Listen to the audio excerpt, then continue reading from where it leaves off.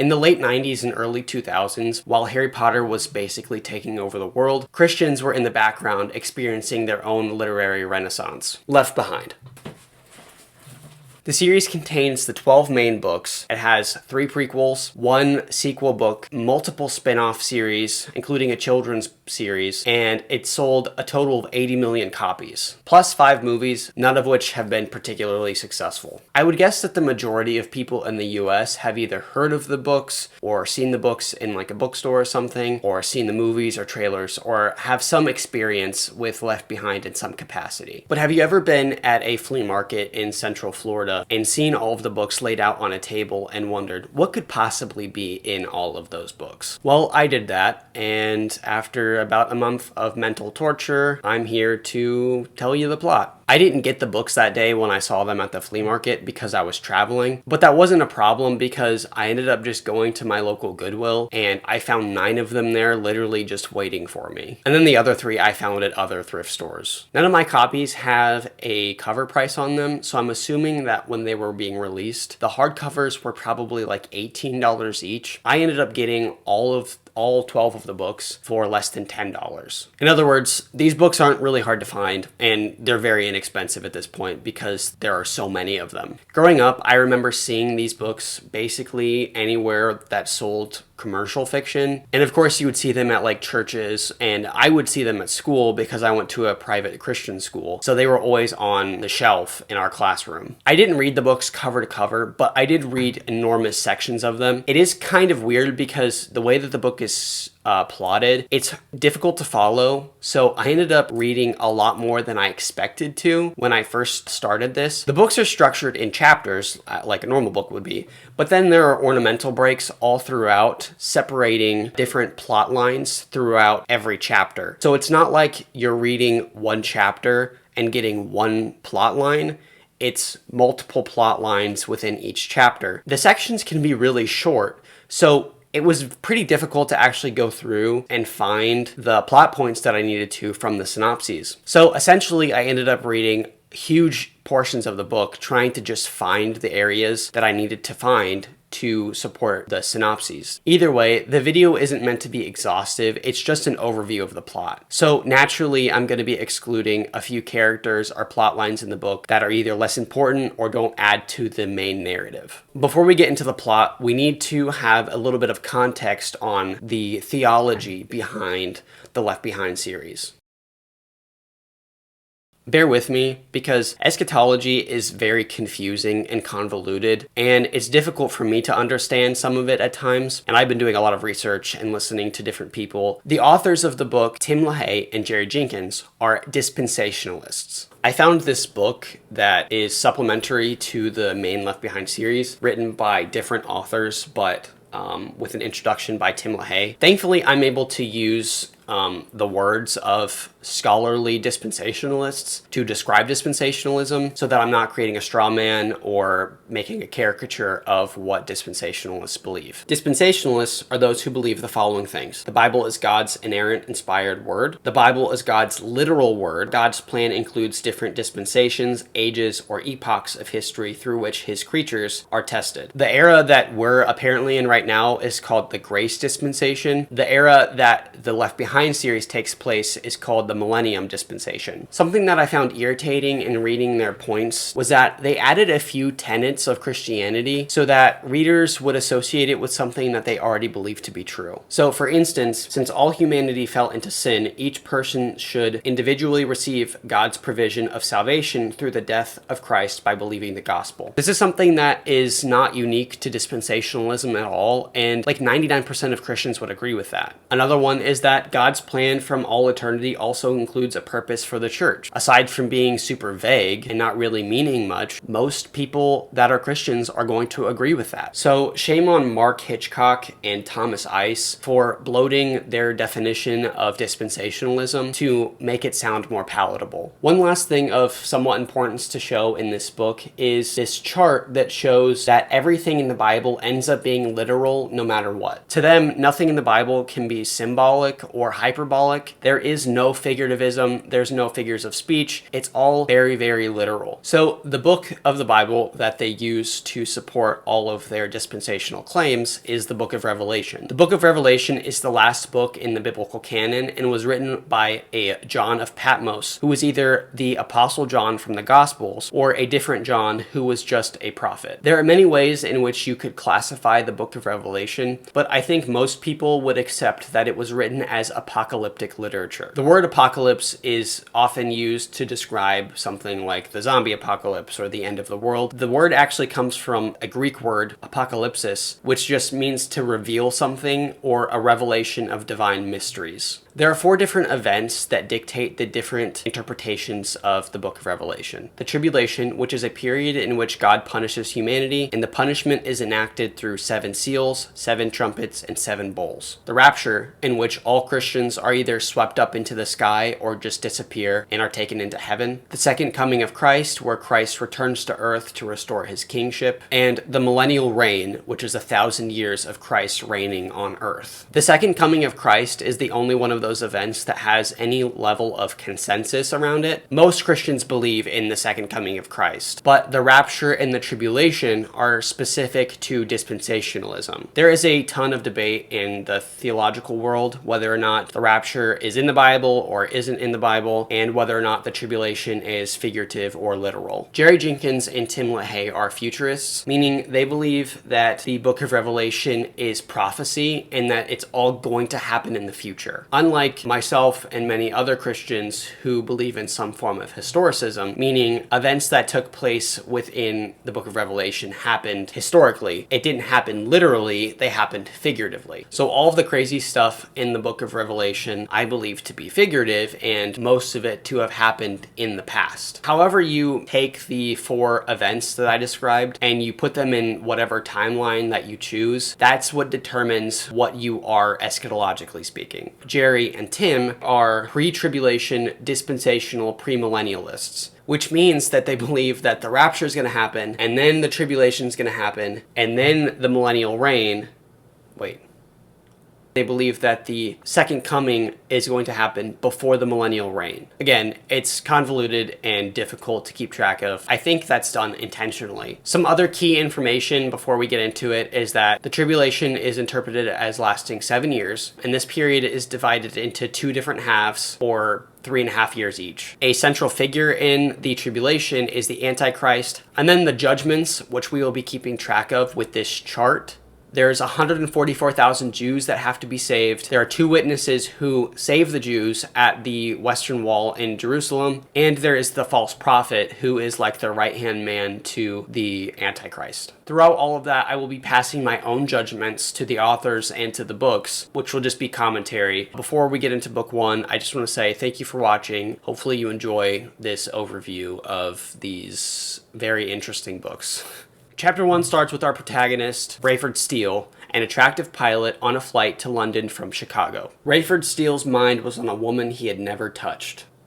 Rayford is married with a son and daughter, but he's imagining going on a date with a flight attendant named Hattie Durham, who is much younger than him. They're both interested in each other, but haven't had an affair. Rayford is getting bored of his wife, Irene, who has suddenly become a devout Christian. There's a flashback in which Rayford and Irene are talking, and she randomly says, "Can you imagine, Rafe," she exulted, "Jesus coming back to get us before we die? That would kill me." "I only believe what the Bible says," Irene said. Rayford shrugged. He wanted to say, "Good for you," but he didn't want to make a bad situation worse. Rayford's greatest fear was that this religious fixation would not fade like Irene's Amway days, her Tupperware phase, and her aerobic spell. So basically, he's just bored of his wife, who is suddenly become a devout Christian, and then they get into a fight because she takes religion seriously. Not long after that, we're introduced to the second main character of the series, Buck Williams, who is also on the flight with them and is friends with Hattie. He was in Israel to interview a scientist named Chaim, who developed a miracle fertilizer. Chaim's formula was fast making Israel the richest nation on earth, far more profitable than its oil-laden neighbors. Every inch of ground blossomed with flowers and grains, including produce never before conceivable in Israel. The Holy Land became an export capital with virtually zero unemployment. Everyone prospered. Flush with cash and resources, Israel made peace with her neighbors. What they did not have access to, however, was the formula. This miracle fertilizer could stop world hunger and make the world very wealthy. So what does Israel do with it? Keep it to themselves. This pisses off the Russians, who want the fertilizer because they've become poor. So while Buck is there, Russia sends an attack on Israel, sending thousands of fighter jets armed with warheads to destroy major cities. But miraculously, there are meteors that fall from the sky and destroy the planes and the missiles. The sky was afire. He heard planes over the din and roar of the fire itself, and the occasional exploding missiles sent new showers of flame into the air. He stood in stark terror and amazement as the great machines of war plummeted to the earth all over the city. Anything atomic and explosive erupted high in the atmosphere, and Buck stood there in the heat, his face blistering and his body pouring sweat. What in the world was happening? Then came chunks of ice and hailstones, big as golf balls, forcing Buck to cover his head with his jacket. The earth shook and resounded, throwing him to the ground. Face down in the freezing shards, he felt rain wash over him. The only sound was the fire in the sky, and it began to fade as it drifted lower. So this miracle happens where meteors fall from the sky and just destroy everything that's attacking them, and nothing is really destroyed in Israel. Why is Russia trying to destroy Israel if they want this secret formula so bad? Wouldn't it be easier for Russia to just send in spies to find the secret formula, or even kidnapped Chaim the scientist and try to force him to recreate it or something like that? It just seems ridiculous to potentially start a major war over information that you need to be able to make your country prosperous. Back to the present, passengers are telling Hattie that people are disappearing and their clothes are being left behind. She doesn't know what to do, so she goes and tells Rayford. People are missing, she managed in a whisper, burying her head deeper in his chest. He took her shoulders and tried to push her back, but she fought to stay close. What do you mean? She was sobbing now, her body out of control. A whole bunch of people just gone. Hattie, this is a big plane. They've wandered to the labs, or... Despite her weeping, she was plainly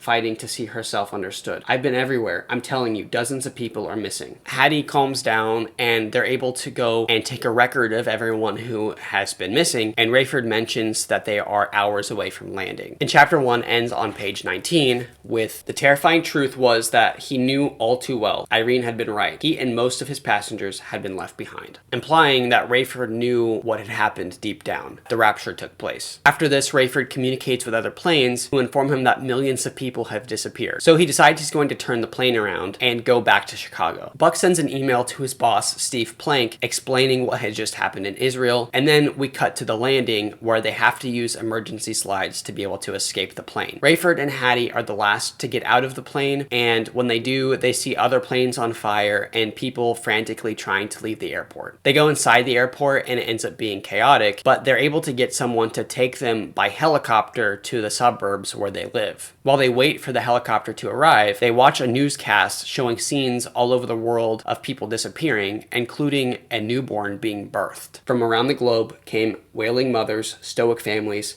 reports of death and destruction. Most shocking to Rayford was a woman in labor, about to go into the delivery room, who was suddenly barren. The action stopped as the pregnant woman's stomach deflated. So eventually, they get to their houses by helicopter. When they get dropped off, Rayford tells Hattie that he never loved her, and she runs off in tears, resenting him. Rayford goes inside his house, and his wife and his son are missing. And this is where he accepts what had happened as being the rapture. Eventually, Rayford is reunited with his daughter, Chloe, who gets home from college. Then there's a section where Rayford and Chloe are just discussing whether or not what actually happened was the rapture. And then later on, Rayford decides to go to church, the church that his wife attended, to get answers. When he gets there, it's revealed that the pastor of the church that his wife went to, Bruce Barnes, was left behind also. The idea that the pastor didn't get raptured just feels like a sermon point turned into a plot device. Like, oh, the pastor didn't get raptured, so like, you know, that means that not everybody is going to make it into heaven. Later on in the story, Bruce reminds himself in a prayer that knowing and believing are two different things, which is a very common and sort of dull trope in sermons. Bruce gives Rayford a VCR tape made by another pastor named Vernon, and Rayford goes home and watches it. Vernon explains in the video that what happened was the rapture and that there is more to come. Bible prophecy is history written in advance. I urge you to find books on this subject and find people who may have been experts in this area, but who for some reason did not receive Christ before and were left behind. You'll find that government and religion will change, war inflation will erupt, there will be widespread death and destruction, martyrdom of saints, and even a devastating earthquake. Be prepared. At the end of the video, Vernon shares a prayer of salvation where Rayford repeats the prayer and becomes a Christian, confessing his sins. Two things.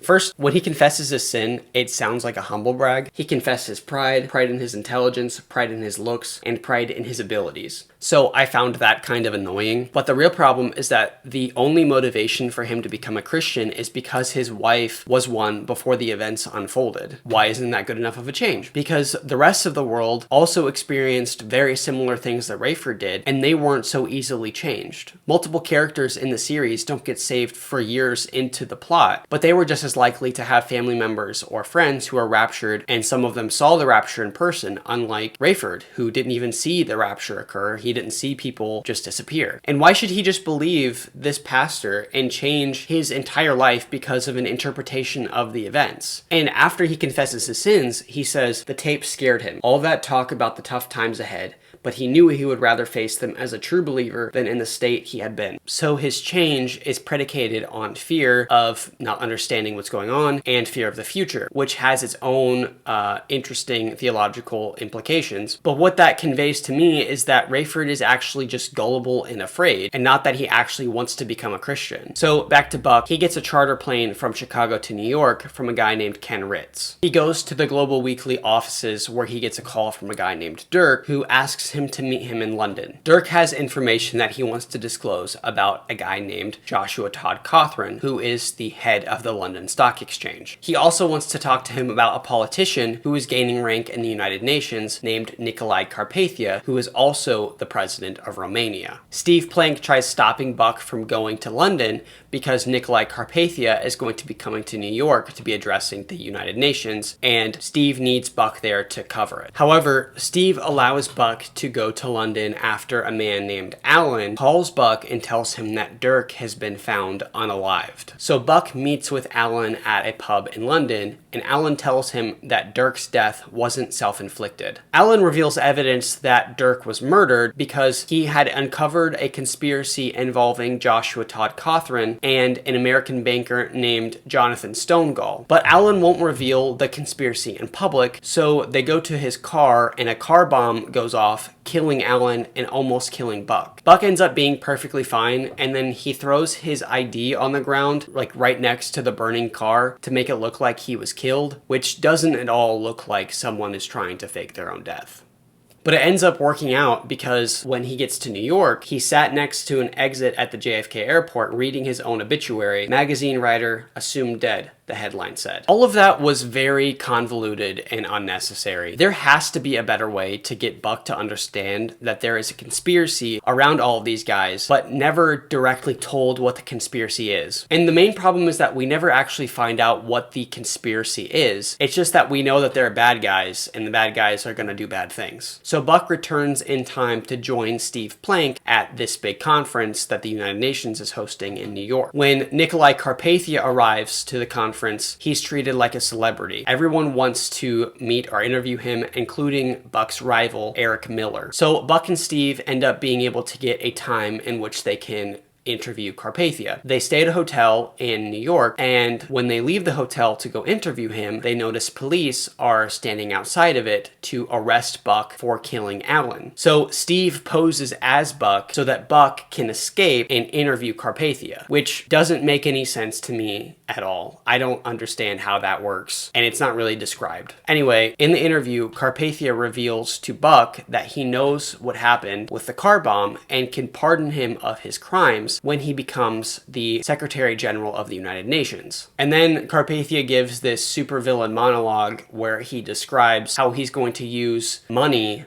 to be able to bring about this UN superpower. So then later on, Chloe and Rayford go to New York to meet with Hattie because Rayford wants her to also become a Christian. And so that Buck can interview Rayford for being such a heroic pilot during the rapture. Hattie is in New York to meet with Carpathia, and Buck is introduced to Chloe. After their interview and all of the meetings and everything, all of them decide to go back to Chicago, and on the flight, it's revealed that Chloe has become a Christian. Buck flirts with Chloe a bunch and then meets with Bruce Barnes, who tells him that Carpathia is the Antichrist, and then Buck goes back to New York for the big UN meeting. When he gets back, he finds out that Eric, his rival journalist, was thrown off of a ferry. He finds Eric's journalistic work and ends up being able to link Jonathan Stonegall, the American banker, who is also apparently the wealthiest person on Earth, with Carpathia. And he finds out that Carpathia is planning on taking over the United Nations forcibly so that he can move the UN headquarters to a city called New Babylon in Iraq. And then right before Buck goes into this meeting with the United Nations and Carpathia, he decides to become a Christian. God, he said, I need you, and not just for this meeting. And as he prayed, he believed. There was no experiment, no half-hearted attempt. He wasn't just hoping or trying something out. He admitted he needed God and that he was as lost and as sinful as anyone, and the deal was done. Rayford doesn't even see people get raptured, but he ends up converting because his wife, who he doesn't even love anymore, was a Christian. But Buck saw meteors fall from the sky, destroying fighter planes and high-speed missiles, and doesn't decide to get saved until it's convenient for the plot. When Buck goes into the meeting, he sees Hattie, who is now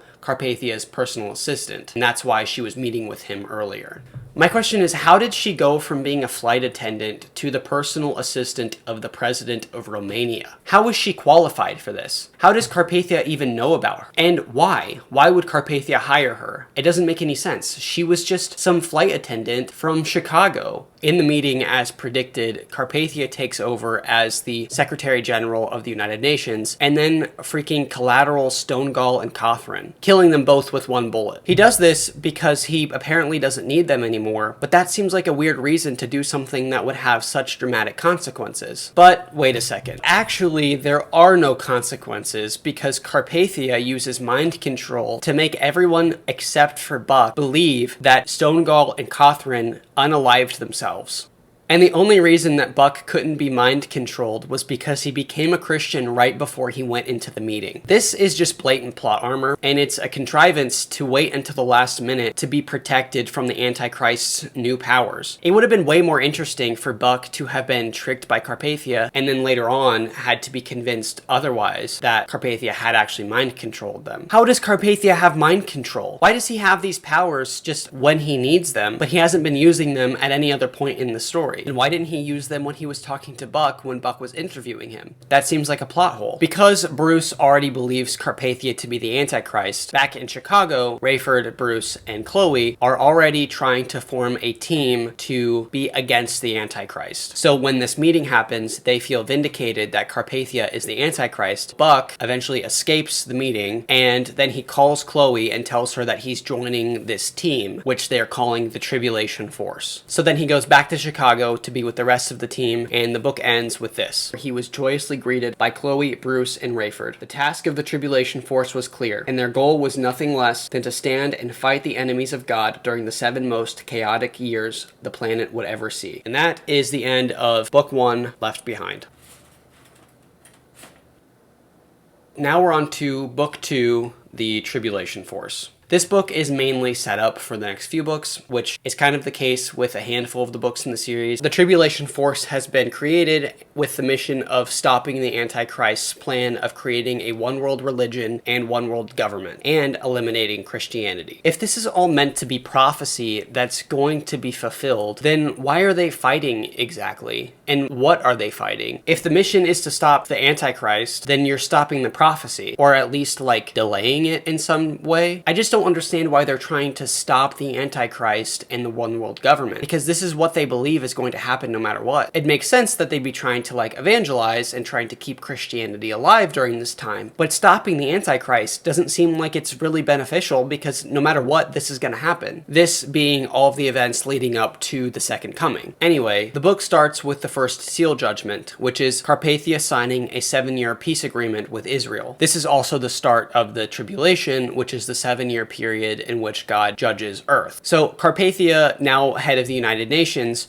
changes the name of the UN to Global Community. The first thing the Tribulation Force does as a team is set up their home base at Bruce's church. Bruce tells them that there will be 18 months of peace, but then at the end of that 18 months of peace, a quarter of the world's population will die during the seal judgments. 1/4 of the world's population will be wiped out. Will you look around this room and tell me what that means to you? Rayford didn't have to look around the room. He sat with the 3 people closest to him in the world. Was it possible that in less than 2 years, he could lose yet another loved one? Buck and Chloe have like romantic tension all throughout this book, and then Rayford becomes interested in a woman named Amanda, who was friends with his wife before the rapture. Then Buck gets invited to meet with Carpathia in New York, where Carpathia tells him that he's buying up all of the media corporations and companies that he can, and that he wants Buck to be the head of one of the newspapers that he bought. Chaim, the scientist, tells Buck about one of his friends, Sion ben Judah. My dear friend Rabbi Sion ben Judah has finished his 3-year study, and it wouldn't surprise me if he wins a Nobel Prize for it. What's his 3-year study? Something about the prophecies relating to the Messiah, so we Jews will recognize him when he comes. This guy named Ben Judah is apparently going to be revealing who the Messiah is at some point. And Carpathia is really happy about this because he thinks that it's going to be him that's revealed as the Messiah. After this, the Tribulation Force learns about the 2 men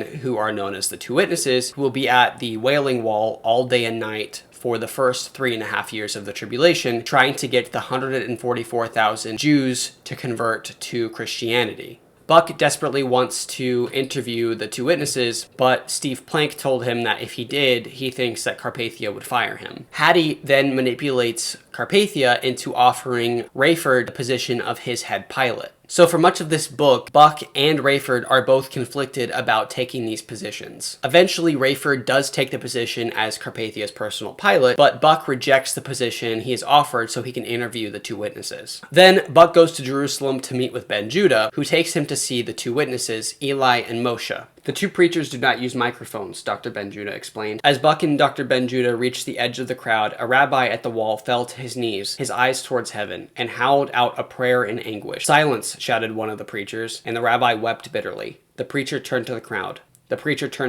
He beseeches Almighty God to strike us dead for blaspheming his name. So basically these guys just preach scriptures all day and night, and that's about it. Not long after this, Ben Judah has his speech in front of Carpathia where he declares who the Messiah is. And after 3 years of research, he reveals that Jesus is actually the Messiah. Ben looked directly into the camera. Jesus Christ is the Messiah, the rabbi concluded. There can be no other option. I had come to this answer, but I was afraid to act on it, and I was almost too late. Jesus came to rapture his church, take them with him to heaven as he said he would. I was not among them because I wavered, but I have since received him as my savior. He is coming back in 7 years. Be ready. Why did it take 3 years for Ben Judah to come to this conclusion? In this speech, he gives less than 10 reasons why Jesus is the Messiah, and it's not a unique perspective. I mean, there are Messianic Jews. I think the authors were trying to use this 3 years as a way of expressing competency, but it ends up feeling more like he's just a lazy idiot than it does make him look like an academic. So after this, Carpathia puts a target on Ben Judah's head because he expected Ben Judah to say that he was the Messiah. While all of this happened with Buck in Israel, Rayford had started his job flying Carpathia. Eventually, Rayford and Buck make it back to Chicago, where Buck proposes to Chloe and Rayford proposes to Amanda. "Oh, Ray," Amanda said, gazing at the ring on her finger, "I love you, and for the few years we have left, I will love being yours." "There's one more thing," he said. "What?" "Buck and I have been talking. He's proposing in the next room right now. And we were wondering if you two might be open to a double ceremony with Bruce officiating." And then, after Buck proposes, Chloe says, "A double ceremony? I'd love it. But do you think Amanda would stand for it?" Obviously she does. I'm no marriage expert, but I don't think that there are many women who want a double ceremony with their dad, under basically any circumstances. But it happens anyway. The double ceremony in Bruce's office 2 weeks later was the most private wedding anyone could imagine. Only the 5 of them were in the room. Bruce Barnes concluded by thanking God for all the smiles, the embraces, the kisses, and the prayers. And then literally the next line after that is Buck asking if he can see the underground shelter that Bruce has created, which seems unintentionally suggestive. After this, Bruce ends up traveling around the world for a little while, but then he ends up getting sick and is in a hospital in Chicago. And then we reach the 18-month mark when peace ceases. The United States, England, and Egypt all attack the global community, and the global community retaliates by bombing Chicago, killing Bruce Barnes while he's hospitalized. The book ends with the Tribulation Force seeing the start of the next SEAL judgment. Buck was nearly ready to go after Rayford when he saw a tall form appear in the horizon. From his gait and the slump of his shoulders, Buck knew. "Oh no," he whispered, and Chloe and Amanda began to cry. The three of them rushed to meet Rayford and walk him back to the car. The red horse of the apocalypse was on the rampage. There's not a lot in this book that seems to be of significance. I know it takes place over the course of 18 months when there's supposed to be 18 months of peace, so there isn't going to be a lot of chaos going on. But really what happens is they get married and they set up Ben Judah and the two witnesses. This is a 450-page book. The Tribulation Force was just created, but they don't go on like any missions. All they do is set up their home base and they get married, and that's about it. I guess what I'm trying to say is that this one just felt very underwhelming compared to the first book, where it felt like there was a lot of crazy things going on. Book 3. Nikolai. This book starts with the Tribulation Force discovering that Bruce Barnes has been killed in World War III. World War III in this series is literally just a few pages of a couple different countries bombing each other. That's it. I don't understand why you would use the term World War III if it's just freaking the United States, Egypt, and London fighting with Carpathia forces over in New Babylon. What is the reason of calling it World War III? World War I, there was 8 different countries that all decided to wage war on each other within like a week. And World War I lasted 4 years, and World War II lasted 6 years. I just can't understand why you as an author would call this World War III when it has so little significance to the plot, other than killing Bruce Barnes, who really wasn't an important character. He was just important because he was one of the first members of the Tribulation Force. Also, it's revealed that Hattie and Carpathia are engaged. After they discover Bruce has been killed, Rayford then has a flight he has to pilot for Carpathia, taking him from Dallas to Baghdad. He's joined by another pilot named Mac McCollum, who eventually joins the Tribulation Force. Chloe and Buck are in Chicago, staying with Bruce Barnes' wife after Bruce died. And then Buck goes and buys a Range Rover with global community money, but he's using it for the Tribulation Force. "Do you feel like you just spent the devil's money?" Chloe asked Buck as he carefully pulled the beautiful new earth-toned Range Rover out of the dealership into traffic. It has 4-wheel drive, all-wheel drive, independent suspension, a CD player that plays those new 2-inch jobs, electrical outlets in the dashboard that allow you to connect whatever you want directly to the battery. Why is Buck doing an ad read? "But Buck, you slapped down your Global Community Weekly credit card as if it were your own. What kind of limit do you have on that thing?" "Most of the cards Carpathia issues like this have a $250,000 limit," Buck said. "Why do we need to know about Carpathia's credit card budget?" "Because he has access to $250,000. Was that right? Yeah, it has a $250,000 limit, but he was demoted apparently. While Buck is working, Chloe goes to downtown Chicago to buy some cell phones. When she gets there, Chicago gets bombed again, and then Chloe crashes the new Range Rover. But then Buck ends up finding her, and she's basically fine. Rayford has to take Carpathia from Dallas to New Babylon for a meeting with world leaders. While on this flight, he discovers he can listen to conversations Carpathia is having through an intercom system that a friend of his named Halliday set up. So he listens in on a conversation between Carpathia and a man named Leon Fortunato, who ends up being the false prophet. Suddenly, Rayford heard the unmistakable voice of Leon Fortunato. "We'll need replacements for Hernandez, Halliday, and your fiancé, will we not?" he whispered. Rayford sat up. Was it possible? Had they already eliminated those 3, and why Hattie? "The only reason I asked you to replace Hattie is that the job has passed her by. I knew that her clerical skills were suspect when I brought her on. I needed an assistant, and of course I wanted her. But I will use the excuse of her pregnancy to get her out of the office." So then it's revealed that Hattie is pregnant, and that Carpathia is just using her, which was pretty much obvious at this point. After this, they're arrive to Baghdad, but because they have to leave for New Babylon as soon as the meeting's over, they decide to just have the meeting on the plane. Before the meeting, Rayford asks Leon, "And when would you like to leave for New Babylon?" "Probably not for another 4 hours or so," Leon said. "International aviation rules prohibits me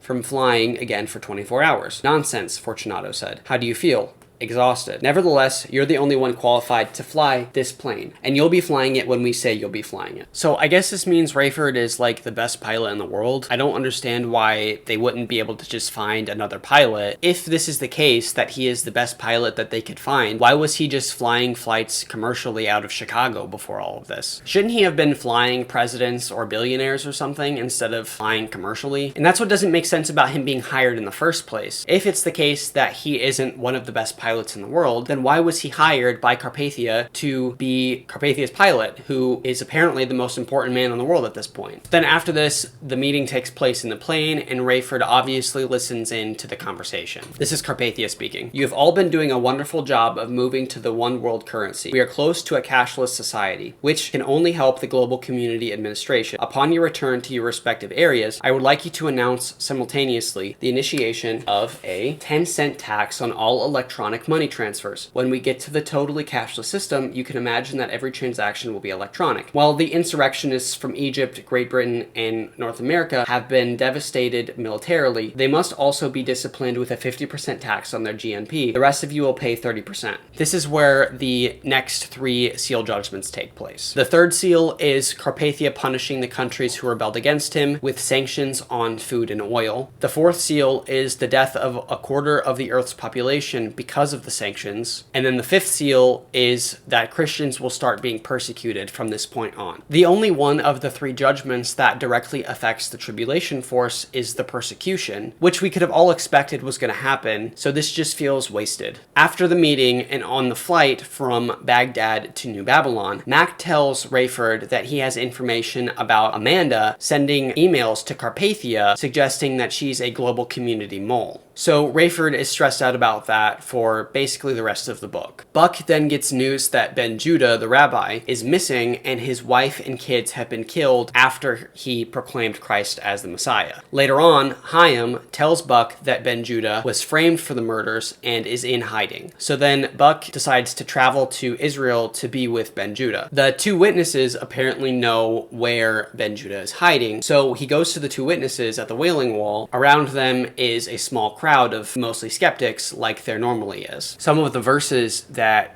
they are quoting to him are implying that he is hiding in Galilee, but Buck doesn't understand that, so he ends up getting close to them and just asking them, "Will I find my friend in Galilee, or on the Sea of Galilee, or where? It will go well with you if you return to the multitude," he said. So then Buck goes back into the crowd, and they quote a few more verses, and Buck is just like, okay, well, I guess he's in Galilee. But to get to this place in Galilee, he needs to take a ride up the Jordan River. So he finds a boatman named Michael, and Michael asks Buck what he's looking for, and Buck tells him that he's just looking for a friend, and then Michael ends up pulling a gun on Buck and points it at him and asks him who he's searching for or he's going to kill him. So then Buck tells him that he's looking for Ben Judah, and this is the interaction that goes down. "My name is Buck Williams. I'm a friend of Dr. Ben Judah. Would you be the American he talks about? Probably. One last test if you don't mind. Quickly list for me 6 prophecies of Messiah that were fulfilled in Jesus Christ according to the witnesses who preach at the Wailing Wall. Michael, you are my brother in Christ. All the prophecies of the Messiah were filled in Jesus Christ. I can tell you 6 that have to do with your culture alone. He would be a descendant of Abraham, of Isaac, of Jacob, the tribe of Judah, and born in Bethlehem." The weapon rattled as Michael lay it on the deck and reached to embrace Buck. He squeezed him with a huge bear hug and was laughing and weeping. "And who told you where you might find Sion? They are my mentors," Michael said. "I'm the one who became a believer under their preaching and that of Sion." "Would you believe you're an almost instant answer to prayer," Buck said. "That would not surprise me in the least," Michael said. "You must realize that you are the same." Why couldn't the witnesses have just told Buck where Ben was? He walked up to them apart from the crowd, and one of them was shouting, and the other could have easily just whispered in his ear the hideout, where the hideout was, or to go and find Michael. Why did it need to be like cryptic and biblical when it ended up not even mattering to the narrative? And now they're using answered prayers as a plot convenience. Why did we go through all of this section for it to just end up being an answered prayer? Just what's the point of any of this? Why do any of that section at all when you can just have Eli and Moshe tell him where Ben is? I don't think readers would be upset by that. Like, they're supposed to know where he is, so why can't he just know where they are? There are a lot of cases in this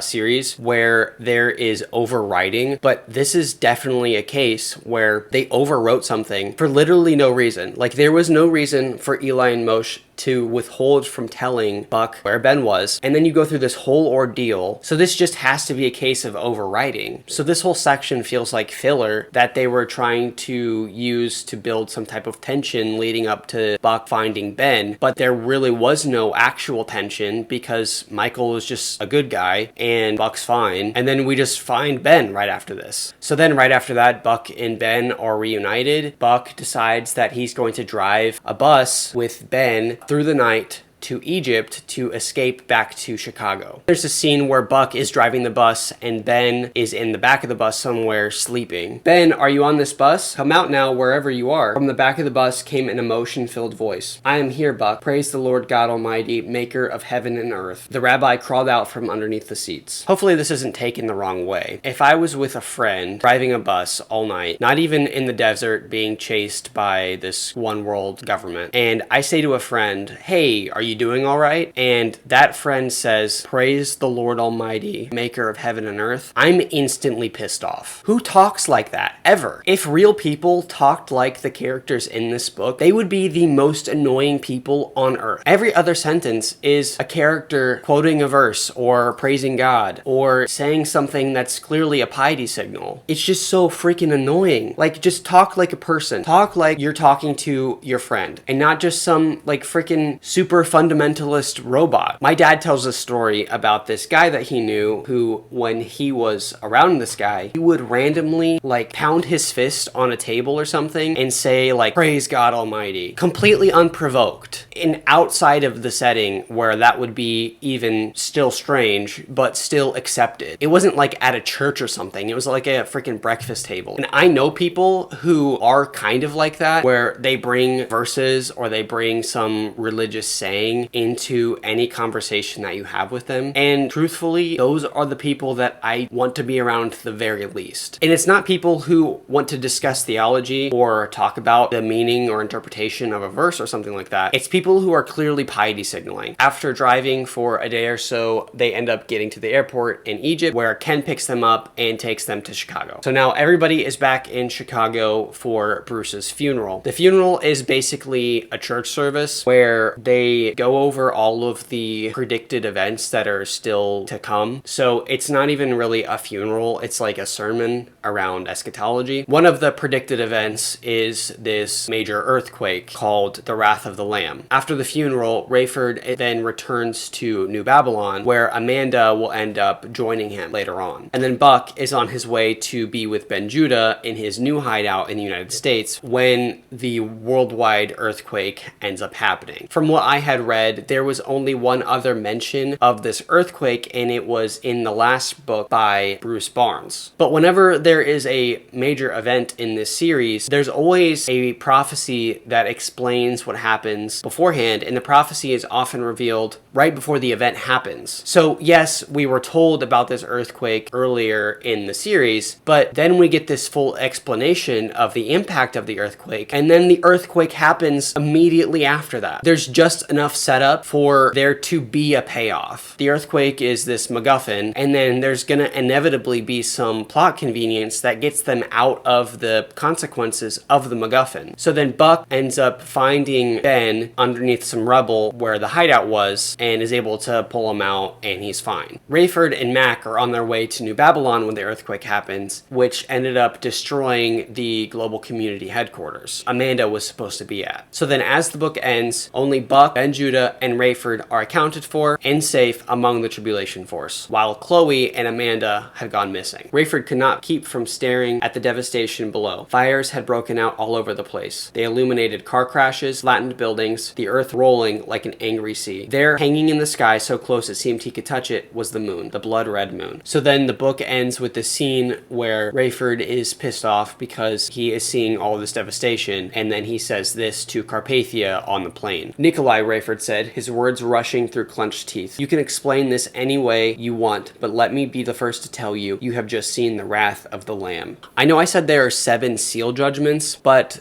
the earthquake was the 6th one, and then right after that, we start with the trumpet judgments. So they seemingly just skipped the 7th one, but there's no indication as to why they skipped it. So that's really annoying because they can't even follow their own narrative rules. Apparently the 7th seal is supposed to be 30 minutes of silence in heaven, which seems like it would have been really easy to incorporate into the narrative somehow. So this was either like laziness, or they truly made a mistake, or they just weren't actually interested in keeping their narrative rules.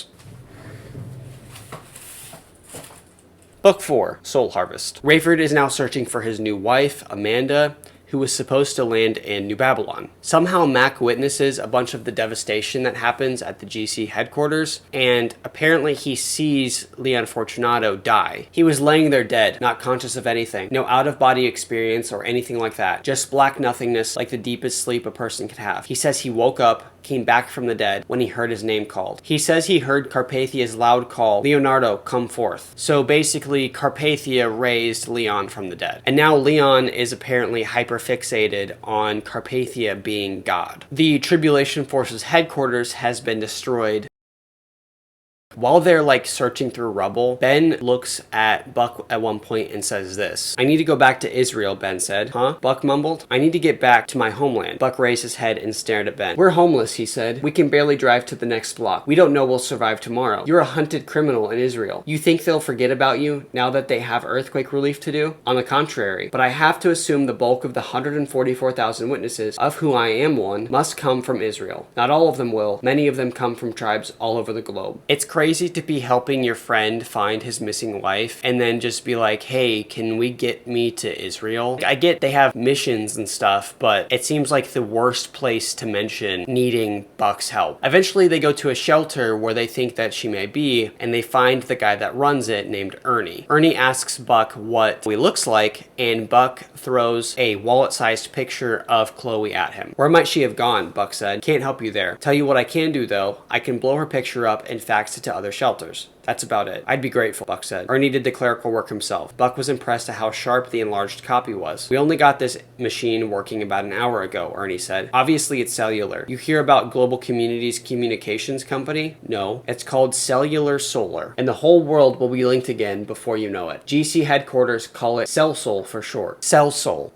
CellSol. CellSol is described as a mass production of prefabricated cell phone towers that can be powered either from the existing electrical grid. There's an actual solar energy company named CellSol in Pakistan next to a KFC, so think of that what you will. CellSol has basically no impact on the story. It's just a narrative that needed to be filled because dispensationalists think that everything has to be run by a one world government. Like I said, CellSol has no impact, and it's mentioned a few times throughout the series, but it's more like a Christian Easter egg than it is part of the plot. Buck thinks Chloe's dead, so he goes to a hospital to see if her body is in the morgue, and there he meets a doctor who knows Chloe and tells him that she might be in Minnesota, and also reveals to Buck that she's pregnant. So Buck goes to the main Global Community Hospital in Minneapolis, disguises himself, finds Chloe hurt in a hospital room, and they escape. While she was missing, Chloe got an email from Hattie that she is in Denver at a reproductive clinic where the GC is trying to force her to no longer have a baby. Carpathia then tells Rayford that he wants him to go to Denver and pick Hattie up, but before he can get there, Buck goes disguised as Rayford to rescue her, which he does, and then it's revealed that Carpathia was trying to have Rayford and Hattie killed there. But it doesn't matter because they escape the reproductive clinic and make it to Rayford's plane and fly to Dallas. And then after that, Buck and Chloe try desperately to convert Hattie, but she refuses because of all of the suffering that she's been through. And during this entire narrative mess, Christians all over the world discover that there is a mark on their heads that only other Christians can see, called the seal of God. So now Christians can identify each other while blending in with non-Christians. So now any doubt that you could have about a character being saved is just thrown out the window. And if they don't have the mark, they're bad, and that's about it. And then after this, Ben Judah starts a prophetic blog where he tells the 144,000 Jews that the two witnesses converted he wants to hold a meeting in Jerusalem. And Carpathia allows this meeting to happen and promises Ben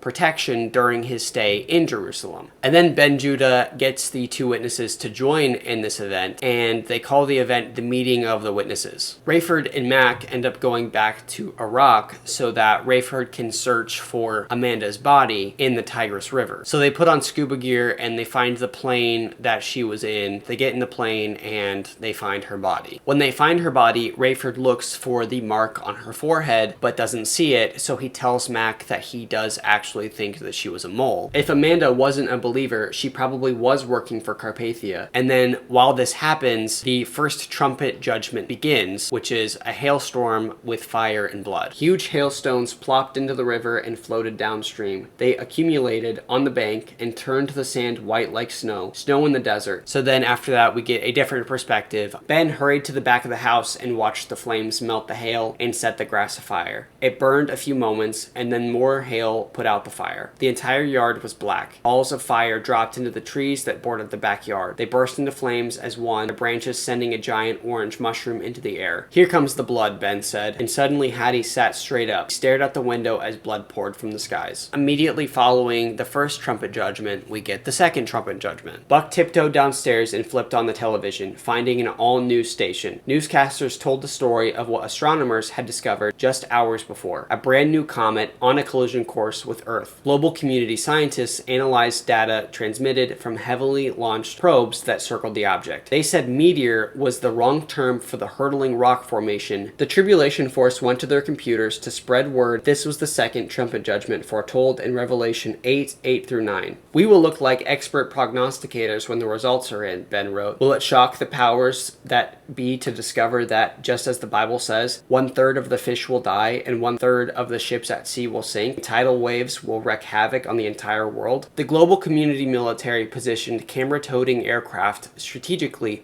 to film the most spectacular splash in history. The more than 1,000-mile square mountain, finally determined to consist largely of sulfur, burst into flames upon entry to the atmosphere. It eclipsed the sun, blew clouds out of its path, and created hurricane-force winds between itself and the surface of the sea the last hour it dropped from the heavens. When it finally resounded on the surface of the deep, geysers, water spouts, and typhoons miles high were displaced, rocketing from the ocean and downing several of the GC planes. The Israel rally of the Jewish witnesses was postponed 10 weeks.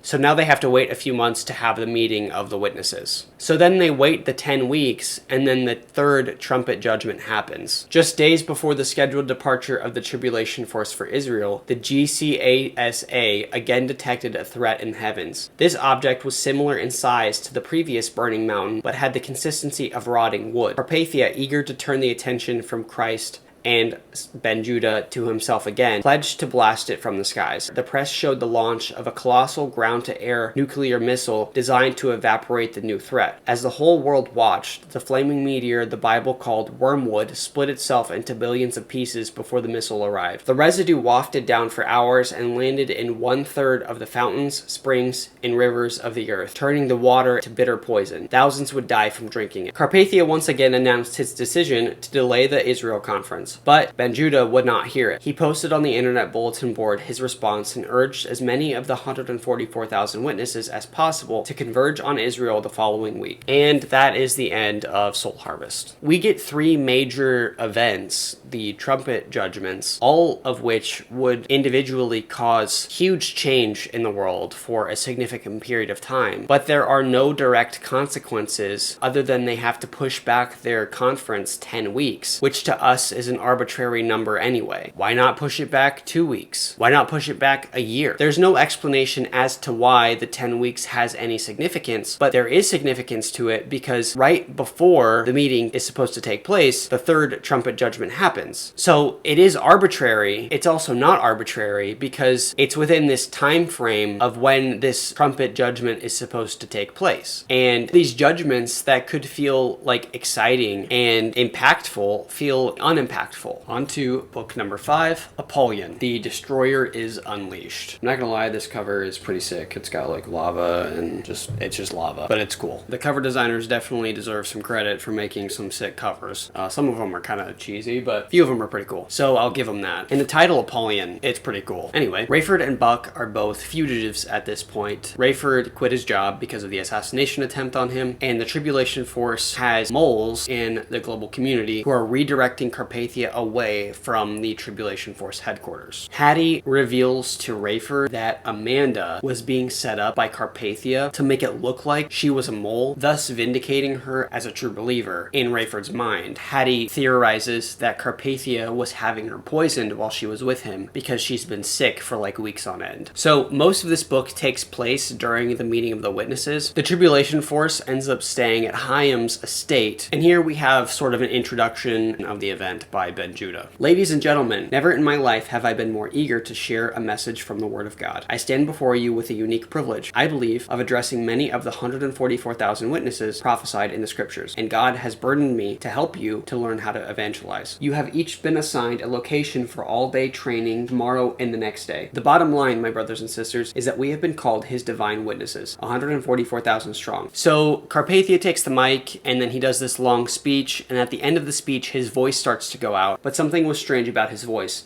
Buck had never heard him struggle to speak, but he had grown hoarse. Carpathia turned away from the mic, covered his mouth, and attempted to clear his throat. Pardon me, he said, his voice still raspy, but I wish you and the rabbi here all the best and welcome you. Carpathia turned pleadingly to Ben, who was still ignoring him. Would someone have some water? Someone passed a fresh bottle to the stage. When he opened it, the release of the pressure was magnified over the loudspeaker. But when he drank, he gagged and spit the water out. His lips and chin were covered in blood, and he held the bottle at arm's length, staring at it in horror. So when Carpathia is given the water, God miraculously turns all of the water in Israel into blood. And this isn't even one of the judgments. I think this just happens. And then Buck is with Yaakov, who isn't a Christian, and Buck has a bottle of water in his pants pocket that gets really, really cold. So he pulls it out, and it's just really, really cold water. But then he gives it to Yaakov, who takes it and it turns to blood. So Christians get fresh, cold water, and non-Christians get to drink warm blood. And then Buck uses this as a talking point to convert Yaakov, and he does. Don't, Yaakov said, but as he watched Buck enjoy the clean water, he fell to his hands and knees. Oh God, I am no better than Carpathia. I want to be a child of God. I want to be a sealed one. Buck squatted down next to him and put an arm around his shoulder. God wants you as part of his family, he said. Yaakov wept bitterly. So that's interesting. Later on, it's revealed that the two witnesses were the ones who turned the water to blood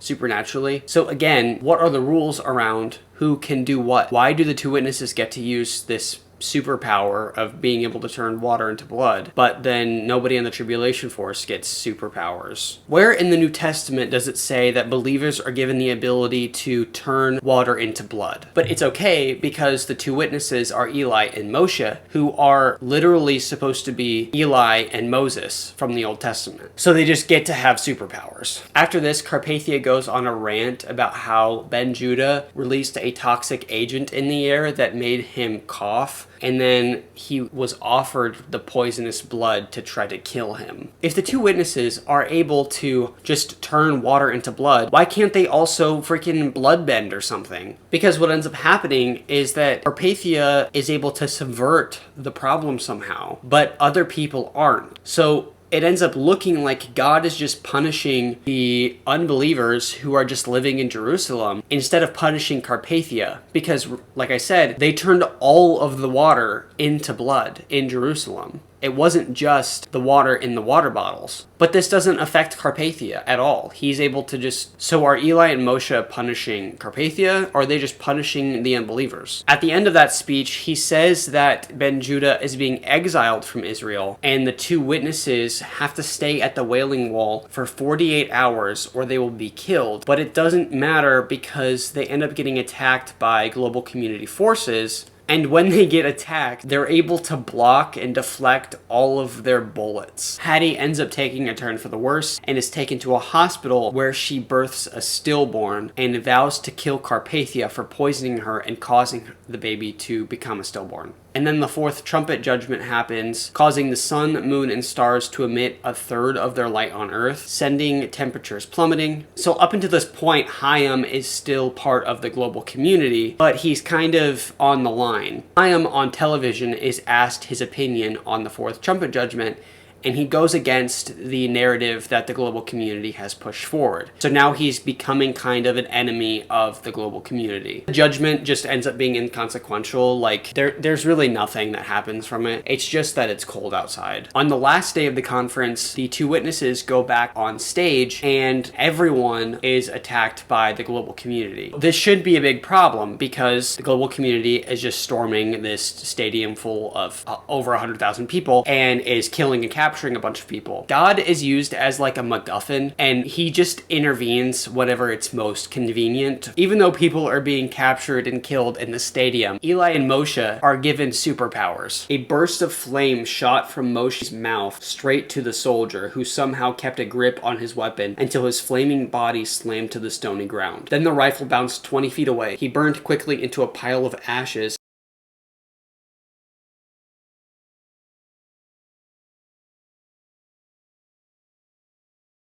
In between the last judgment and the next judgment, an angel flies across heaven with the message, "Woe, woe, woe to the inhabitants of the earth because of the remaining blasts of the trumpet of the three angels who are about to sound," which is a quote from Revelation 13, which is also called the first woe. The rumble had become higher pitched and had developed a metallic sound. "It's like chains clanging together," Buck said. "A low-flying aircraft? The airports are closed, Doctor. It's dark as night out there. It's getting louder, and it's darker. It's dark as night out there. Open the drape all the way, Buck, please. Oh my heavens." The sky was black as pitch and the racket deafening. Buck spun to look at Hayam, whose face matched Buck's own terror. Metal against metal, clanging until both men covered their ears. Rattling, thumping against the windows now. The rumble had become a cacophony of piercing, irritating, rattling, jangling that seemed it would invade the very walls. Buck stared out the window and his heart thundered against his ribs. From out of the smoke came flying creatures, hideous, ugly, brown and black and yellow flying monsters, swarming like locusts.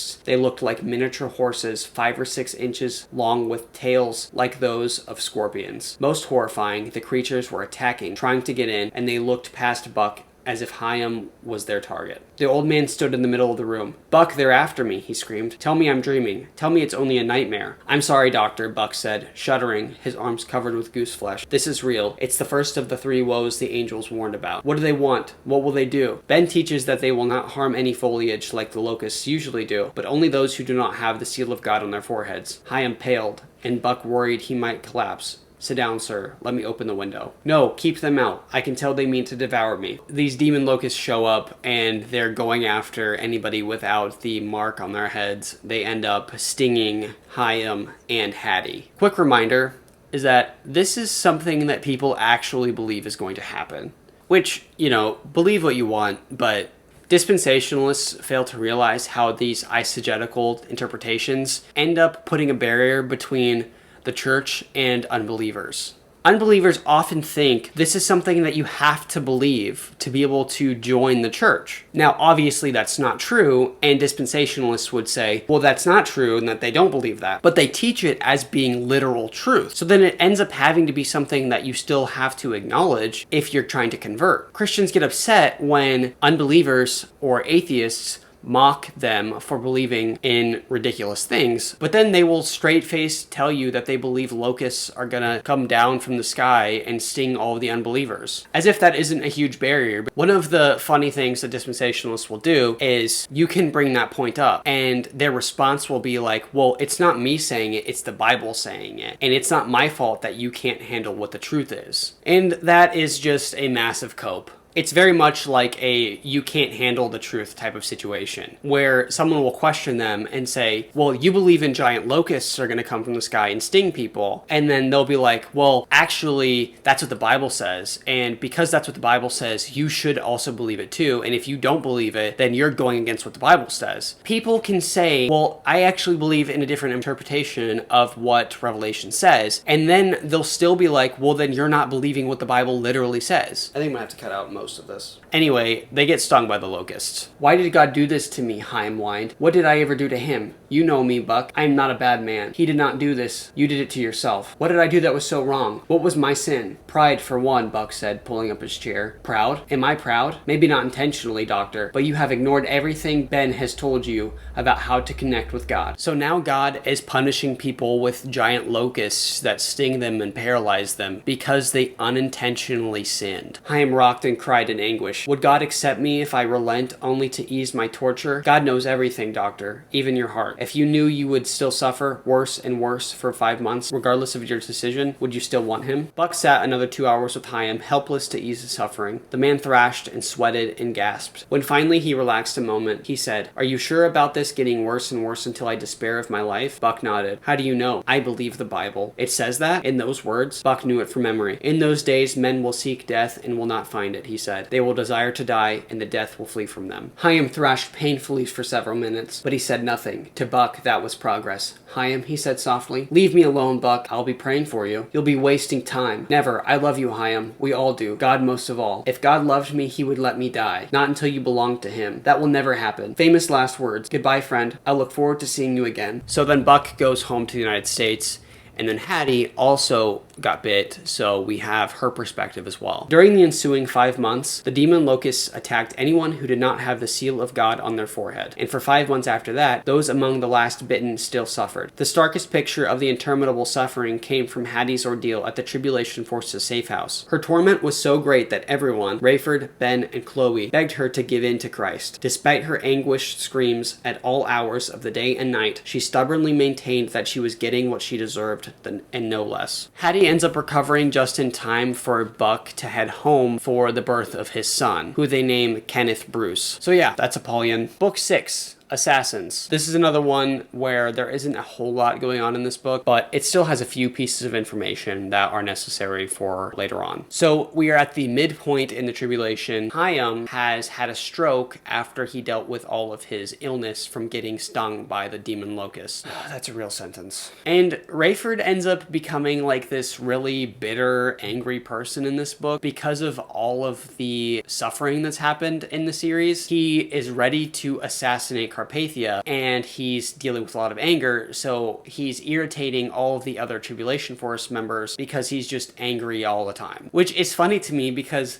like, you would think that this is what they would want to do anyway. Like, why haven't they already tried to assassinate Carpathia? They've had the opportunity. It takes Rayford retrospectively realizing all of the suffering that Carpathia has caused for him to want to try to assassinate him, which would be like the Allies waiting until halfway through World War II to decide that they want to try and assassinate Hitler. It's like, why haven't you thought about this already? If he's the target, why not just freaking kill him? But whatever. Rayford hated feeling so isolated from the others. With his dream of eliminating Carpathia, even temporarily, he ironically had more in common with Hattie than with anyone. It was his own fault for losing control and making them tread carefully around him. But what was going on downstairs at midnight? All of them praying together always encouraged Rayford. But did this constitute a meeting of the Tribulation Force without him? Should he be offended? So he's becoming the person in the friend group who gets their feelings hurt all the time. Chloe ends up doing something of significance for once, where she sets up a co-op which will allow believers to trade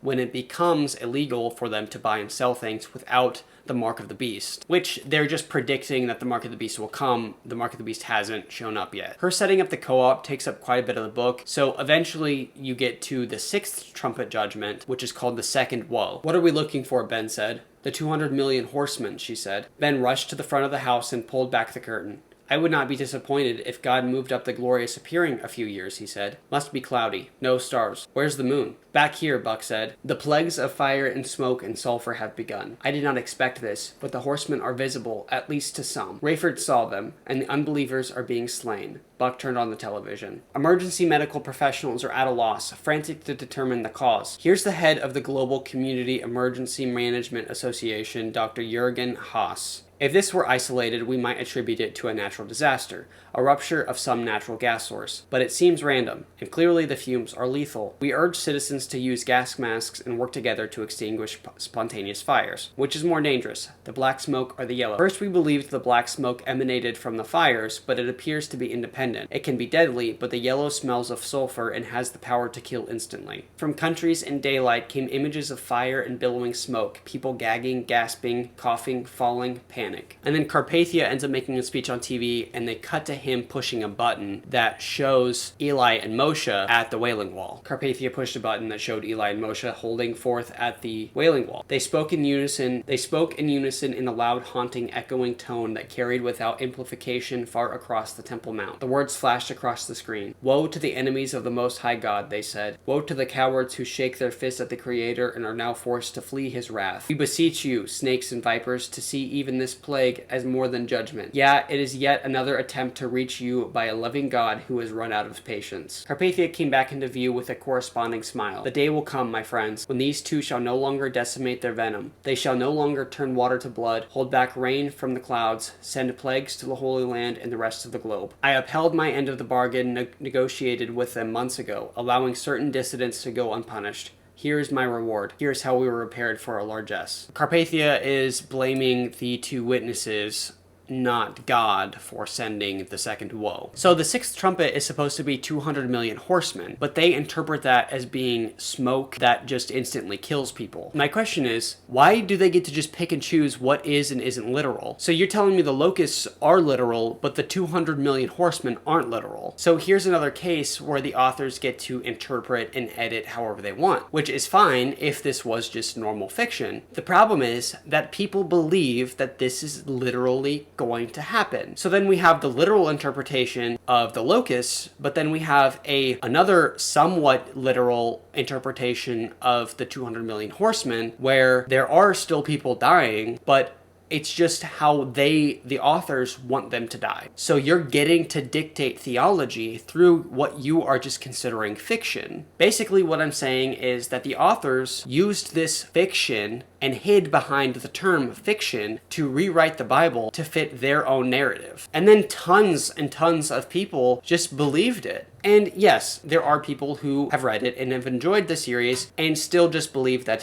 it's fiction. But there are another subset of people who believe that everything in these books is a potential thing that can happen. I have read multiple comments online, and there were even a few YouTube videos of people saying that they believed that these events could actually happen in the future, the way that they are described. Hattie also wants to kill Carpathia, which I had mentioned at the end of the last book, and so she travels to Europe to kill him, but is caught by Global Community and sent to a women's rehab facility in Belgium, where she stays for 3 months. So then the Global Community hosts this gala that Rayford is able to get himself into, and before he goes, he gets a handgun. So then Rayford attends the first part of the gala, and Carpathia has a speech. If the two witnesses do not cease and desist tomorrow, I shall not rest until I have personally dealt with them. And once that is accomplished, we shall dance in the streets. The throng surged toward the stage, lustily cheering and chanting, Nikolai, Nikolai, Nikolai. He shouted over the din.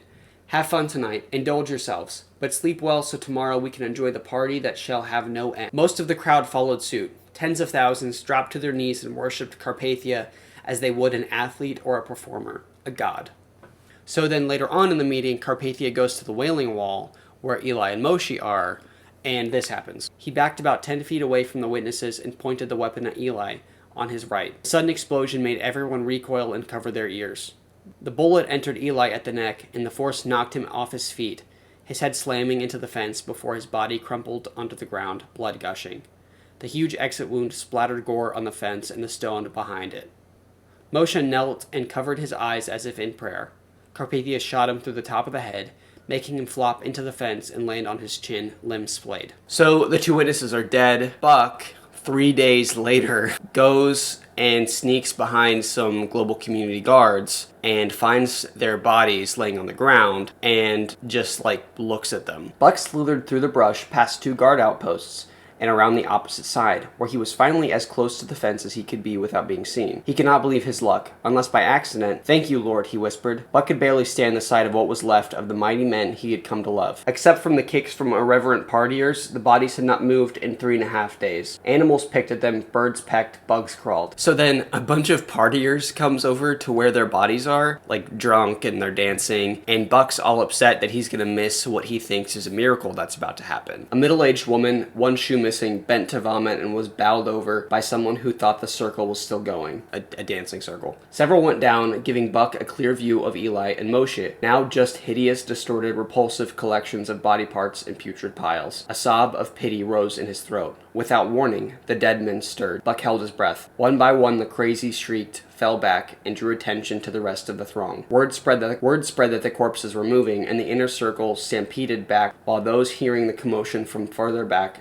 surged forward. The music stopped, the singing turned to screams and agonizing wails. Many covered their eyes and hid their faces. Thousands fled. Thousands more came running. Eli and Moshe struggled to get to their knees, filthy bodies in a slow motion, chests heaving, rugged, long-fingered hands on their thighs. They blinked and turned to take in the sight. In tandem, they each put their hand on the pavement and strained, slowly rising, eliciting terrible moans from the paralyzed onlookers. As they deliberately rose to full height, the dried puddles around them stirred into liquid. Their gaping wounds mended, skin stretched and split from swelling, contracted, purple and black blotches fading.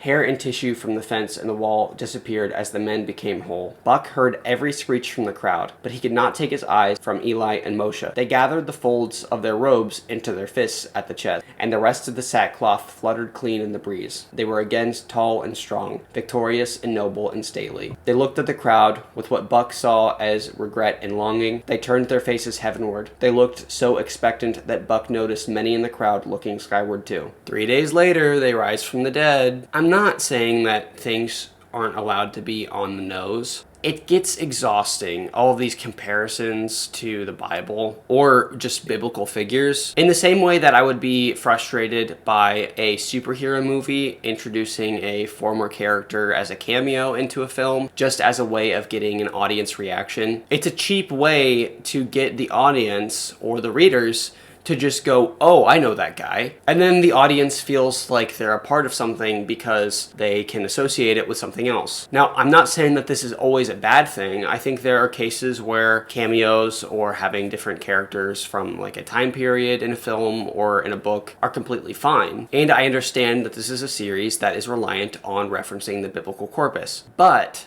I don't think that means that every scenario where a miracle happens or where some type of supernatural thing has to happen has to be a reference to some other thing. It's frustrating because a lot of it almost feels like nostalgia bait. And it's frustrating because we have Eli and Moses descending from heaven, incarnate on earth, who are dying and then being raised from the dead 3 days later without really any reason. Rayford attends Carpathia's gala speech where he is ready to assassinate him. On stage with Carpathia is Chaim, who is in a wheelchair from the stroke that he had. Rayford was distracted from his left. Had he? There was no way. He tried to keep her in sight, but the people in front of him raised their hands again, shouting, clapping, and jumping. He leveled a gun between them, aimed between 2 security guards at Nikolai, and tried to squeeze the trigger. He could not. His arm was paralyzed, his hand shaking, his vision swimming. Would God not allow it? Had he run too far ahead? He felt a fool, a coward, powerless despite the weapon. At the explosion, the sea of panicked people parted around him. Rayford ran with a bunch of them, dropping the weapon and letting the other half of the box fall. As Rayford pushed his way into the gridlocks of bodies, he sneaked a peek of the stage. Carpathia was not in sight. Had God used him in spite of his cowardice? Could he have fulfilled prophecy? The shooting had been a mistake. He had not meant to do it. And then it's revealed that Carpathia is dead. Buck had experienced enough trauma for one day. He stood transfixed with a clear view of the back of Carpathia's blood-matted skull. The wound was unmistakably fatal, and from where Buck stood, it was obvious what had caused it. Carpathia's last words were, "Father, forgive them, for they know not what they do," which is a quote from Christ on the cross. This is another case of one of the protagonists having main character syndrome. What qualifies Rayford to be an assassin? Nothing. He's not an assassin, he's a pilot. He seemingly doesn't even have any experience with a weapon. But we see this multiple times within the series where protagonists just end up becoming spies or assassins, or they get to do rescue missions when they have no experience or qualification for doing any of those things. And the reason that it's frustrating isn't because they're just attempting to do it. It's that they're successfully doing it over and over and over. But for some reason, they just get away with all of these things because they're God's people. And then the book ends with this verse. "The second woe is past. Behold, the third woe is coming quickly." Revelation 11:14.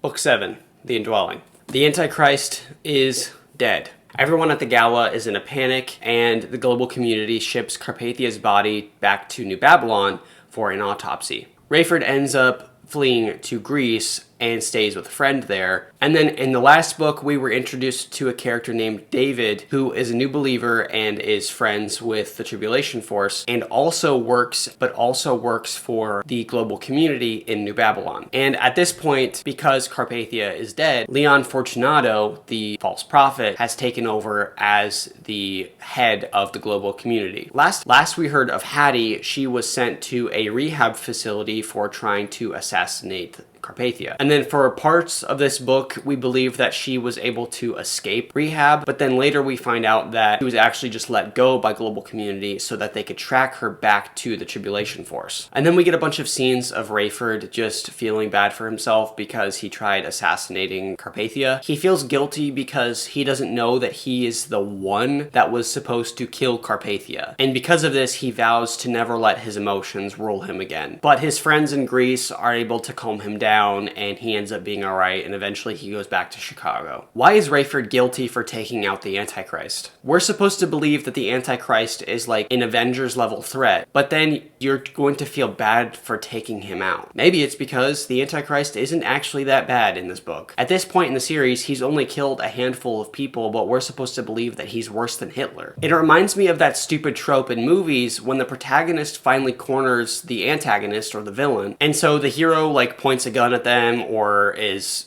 standing over them as they're about to fall off a cliff or something, and the protagonist chooses not to kill the bad guy because they're afraid that they will turn into them. That trope is just dumb to me because it's like, this person is supposed to be one of the worst people on the planet, and you don't have enough courage to just kill the person who has the potential of doing even more damage than they've already done. My point being that the guilty hero narrative ends up feeling pointless, and I feel like it's a lazy way to develop a character. Buck, who had been at the gala, stays in Jerusalem after the gala to search for Chaim, who has mysteriously disappeared after Carpathia's assassination. So then he goes to Chaim's estate, where all of Chaim's house staff has been killed by the global community. But Chaim isn't there, and he's still searching for him. So then he goes to this abandoned building, I guess, that him and Chaim have some form of history in, and he knew that Chaim was going to be there waiting for him somehow, but he still went to Chaim's estate beforehand. Anyway, this is where things kind of get insane. Buck and Chaim sat in an abandoned, earthquake-ravaged dwelling in the middle of a formerly happening Israeli neighborhood where crowded bars and nightclubs once rocked till dawn. No power or water or even shelter safe enough for vagrants, the area now hosted only an enterprising journalist and a national hero. "Please douse that light, Buck," Chaim said. "Who will see us?" "No one, but it's irritating. I've had a long day." "I imagine you have," Buck said, "but I want to see this walking, breathing miracle. You look healthier than ever." They sat on a crumbling concrete wall with remnants of a shattered beam protruding from it. Buck didn't know how the old man felt, but he himself had to keep moving from a modicum of comfort. "I am the healthiest I've been in years," Chaim exulted. "I have been working out every day, while your house staff feared you were near death. If they only knew what I was doing in my workshop before dawn." "I think I know, Chaim. Thinking and knowing are different things. Had you looked deep into the closet, you would have seen the ancient stationary bicycle and the dumbbells that put me in the fighting trim that I am today. I laboriously moved moved my chair through the house so they could hear the whine of it if they happened to be up that early. Then I locked myself in there for at least 90 minutes. Jumping jacks and push-ups to warm up, the dumbbells for toning, the bike for a hard workout. Then it was back inside the blanket, into the chair, and back to my quarters for a shower. They thought I was remarkably self-reliant for an old man suffering from a debilitating stroke. Buck was not amused when Chaim stiffened his arm, turned one side of his mouth down in fake impaired speech with guttural rasping. I fooled even you, did I not? Even me, Buck said, looking away. Are you offended? Of course I am. Why would you feel the need to do that to your staff and to me? Oh, Buck, I could not involve you in my scheme. I am involved, Chaim. I saw what killed Carpathia. Oh, you did you? Well, I didn't. All that commotion, that trauma, I couldn't move. I heard the gunshot, saw the man fall, the lectern shatter, the backdrop sail away. I froze with fear, unable to propel my chair. My back was to the disturbance, and no one was coming to my aid. I shall have to chastise Yaakov for his failure to do his duty. I was counting on him to come to me. My other clothes were in the back of the van, and I had a reservation at a small inn under an alias. We can still use it if we can get me there. In your pajamas? I have a blanket in the tree. I wrapped it around myself, even my head, as I ran to the taxis. So Chaim convinced everyone around him that he had a stroke, but then is also in the best physical shape he's ever been, so that he could fake being in a wheelchair near Carpathia so that he could use this knife that he created, that's apparently the thinnest and sharpest knife ever made, to be able to stab him in the head. But then he actually has a stroke before the gala, but that doesn't even end up mattering because he just does it. There's a quote somewhere in the book that I can't find right now where it says that Chaim dropped a rag over this knife that he developed and the rag split in half without a sound. What is the point of working out for like 6 months in secret if this knife is so sharp that you could just basically slide it into someone's head? And then he does all of this lying to the Tribulation Force, who is also trying to assassinate Carpathia at this point, just to justify shoving this hidden blade into Carpathia's skull, and then Buck is just like, yeah, you got me. But this is all treated as like a great thing for the narrative because Chaim isn't a Christian, so Rayford doesn't need to feel guilty for trying to kill Carpathia because he didn't kill Carpathia, and it was actually an unbeliever that did it. So the events that unfolded were Rayford accidentally shooting at Carpathia, and then Chaim hides behind Carpathia and stabs him in the head. But we're supposed to believe that no one would notice an old man getting up from his wheelchair and attacking the Antichrist moments after he was shot at. That entire subplot is pretty insane to me.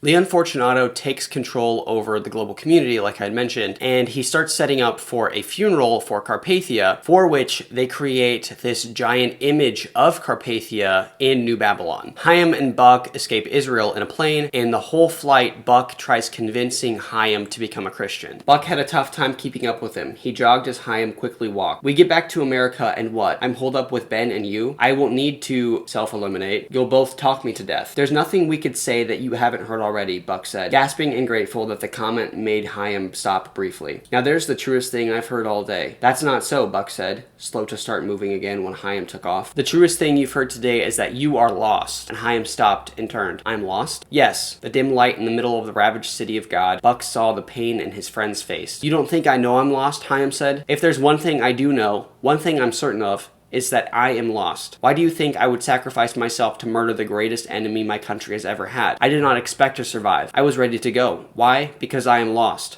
Nothing to live for. Nothing. My farewell act was to be of some benefit to Israel. Now the deed is done and I am here, and yes, I am lost. Buck approached his dear friend, arms outstretched, and embraced him. You don't need to be lost, Chaim. You don't need to be. And the old man sobbed in Buck's arms. Later on, they continue this conversation, and Buck says, I can't speak for God, but it seems to me if we're sincere, he'll do what we promised. You already know that this is about more than mere believing, because you believe now. The Bible says the demons believe and tremble. It's a decision, a commitment, a receiving. And then Ben Judah has a vision of Satan battling the archangel Michael, trying to take over God's throne, but is unsuccessful. Ben asks Michael, will I learn the identity of Antichrist, the enemy of God? Michael seemed to grow stony, if that were possible for an angel. It was as if the mere mention of the Antichrist had stoked his bloodlust for battle. He spoke again. Antichrist shall be revealed in the due time. But sir, Ben said, feeling like a child. Is not now the due time? We measure past, present, and future with different rods than you, son of earth. The due time is the due time, and to the prudent and watchful ones the revelation will be clear. We'll know for sure the identity of the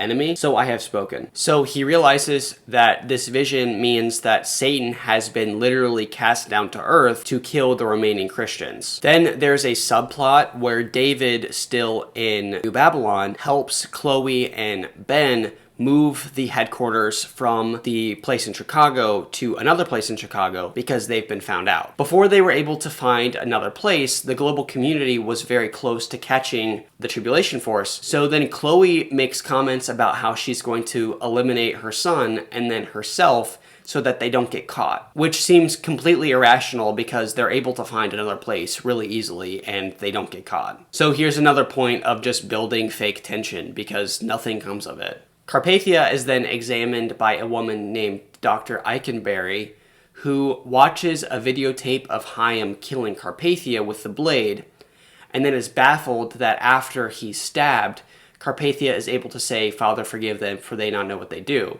And then, for seemingly no reason at all, knowing that it was actually Chaim that killed Carpathia, she goes before the global community leaders and tells them that it was actually Rayford's bullet that killed Carpathia.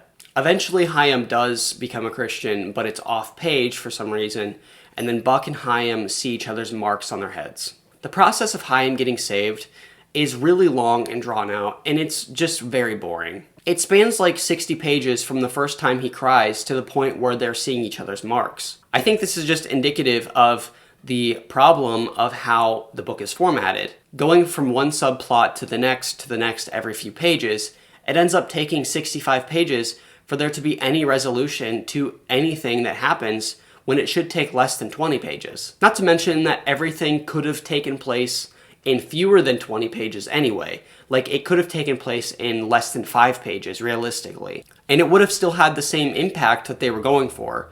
But the authors, for some reason, think that the longer something happens, the more impactful the end result will be.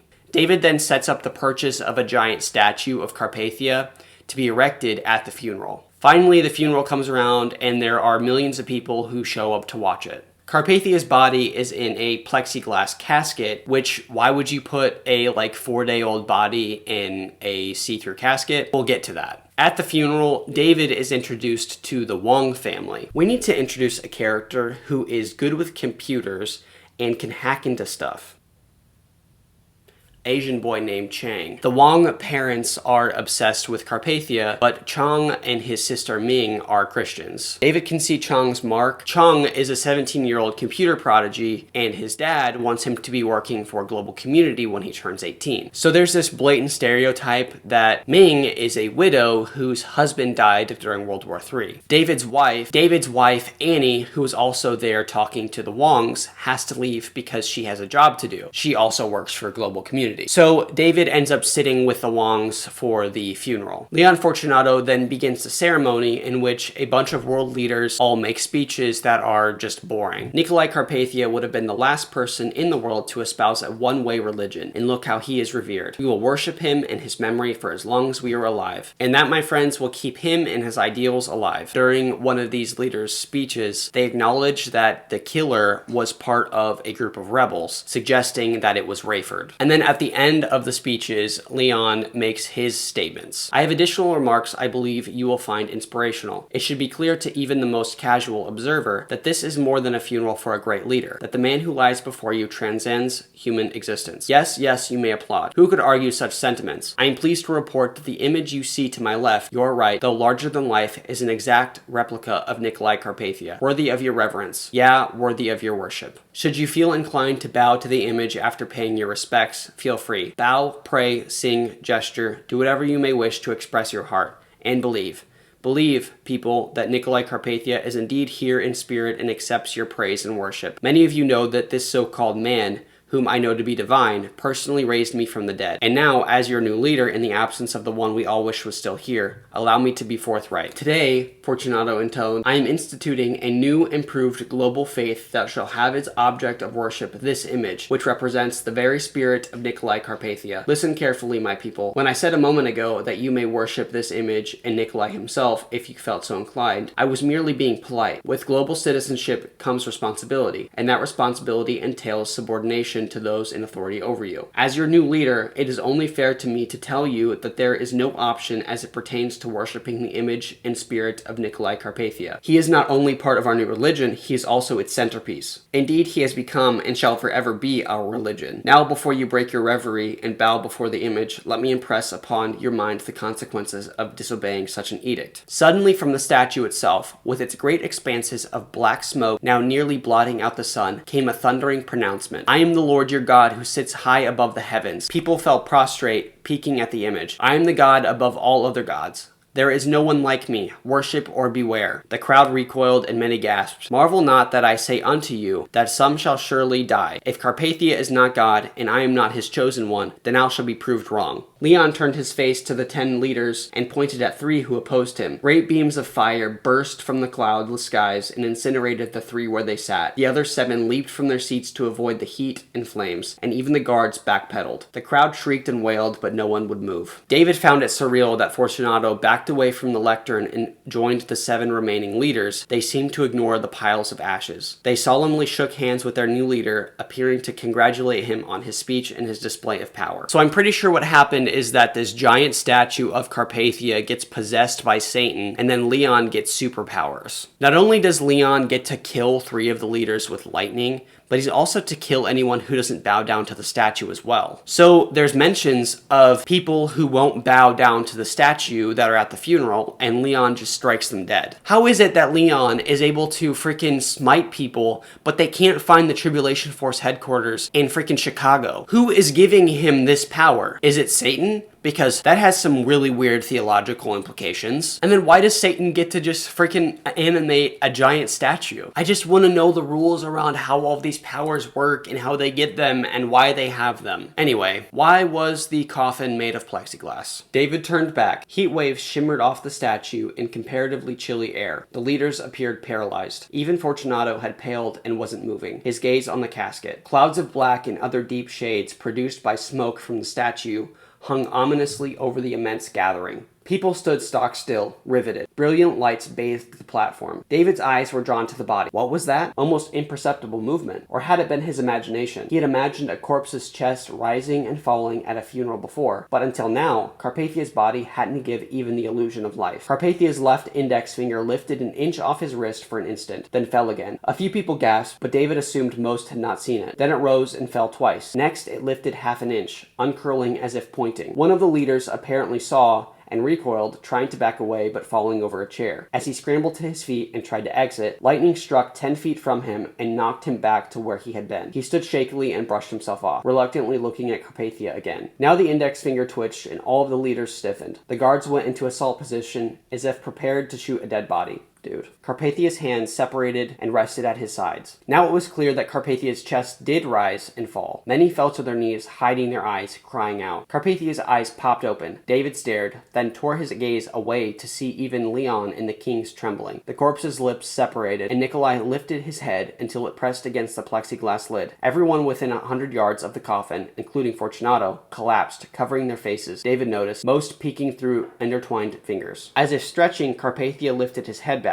grimaced, and lifted his knees until they too met the lid of the casket. He straightened his left leg until his heel met the large rubber stopper and forced it free with a loud thwop. The plug threw. Carpathia lifted his knees again, ripping the massive stainless steel bolts free from the glass. Then he pushed mightily until the top end shattered loose. The lid, more than 80 pounds of plexiglass, flew away from the coffin, bolts flying, and smashed into the lectern, knocking it over and taking the microphone with it. Carpathia catapulted himself into a standing position on the narrow end of his own coffin. So he he's resurrected from the dead. That was like 3 pages of describing him just getting out of the casket. 3 pages. And then Carpathia goes on to give this speech. "You all know me as forgiving," Carpathia said, as the masses began to queue up once more to file past him. This time, they would have the weird experience of touching and chatting with a man who had been dead nearly 3 days and who still stood in the remains of his own coffin. "Ironically," he continued, "person or persons responsible for my demise may no longer be pursued for murder. Attempted murder of a government official is still an international felony, of course. The guilty know who they are, but as for me, I hereby pardon any and all. No official action is to be taken by the government of the global community. However, individual would-be assassins aside, there are opponents to the global community and to my leadership. Hear me, my people. I need not and will not tolerate opposition. You need not fear because you came here to commemorate my life on the occasion of my death, and you remain to worship me as your divine leader. But to those of you who believe it is possible to rebel against my authority and survive, beware." He's saying that Rayford is off the hook for assassinating him, but then that anybody who tries to oppose him is going to die. Are you freaking pardoning the assassin? Or are you going after them? Hattie then calls Rayford and tells him that she has information that the global community is onto their new location, so it's been compromised and that they need to leave. But she won't reveal where she is or how she knows that. Back at the funeral, David starts searching for his wife, who has gone missing, and then the end of the book is Carpathia speaking to a camera. "There are those among you who have referred overtly to me personally as the Antichrist, and this period of history as the tribulation. You may take the following as my personal pledge. If you insist on continuing with your subversive attacks on my character and on the world harmony I have worked so hard to engender, the word tribulation will not begin to describe what is in store for you. If the last 3.5 years are your idea of tribulation, wait until you endure the Great Tribulation." One last thing to note was that Carpathia's body was possessed by Satan after Satan possessed the statue. So then why possess the statue at all? Book 8, The Mark. David discovers that his wife, Annie, who had disappeared, was killed by one of Leon's lightning strikes. He passes out from this, and he wakes up to a Native American woman named Hannah Palemoon stitching him up. Hannah works for the global community, and David convinces her to join the Tribulation Force after they go and find Annie's body at the morgue. Carpathia then declares that everyone on Earth must get his mark of loyalty and then worship statues of himself being erected all over the world. Or else, they will be beheaded by a guillotine, which they don't actually call a guillotine, they actually call it the Loyalty Enforcement Facilitator, which just seems ridiculous. Just call it a guillotine. The mark of loyalty is a biochip that is placed in the forehead or in the hand with an injector, and the chip is used to buy food. On top of getting this biochip, people for some reason have to also get a tattoo of either Carpathia's name or a region code on their forehead or hand. The region code is 666, but in different formats, shown here.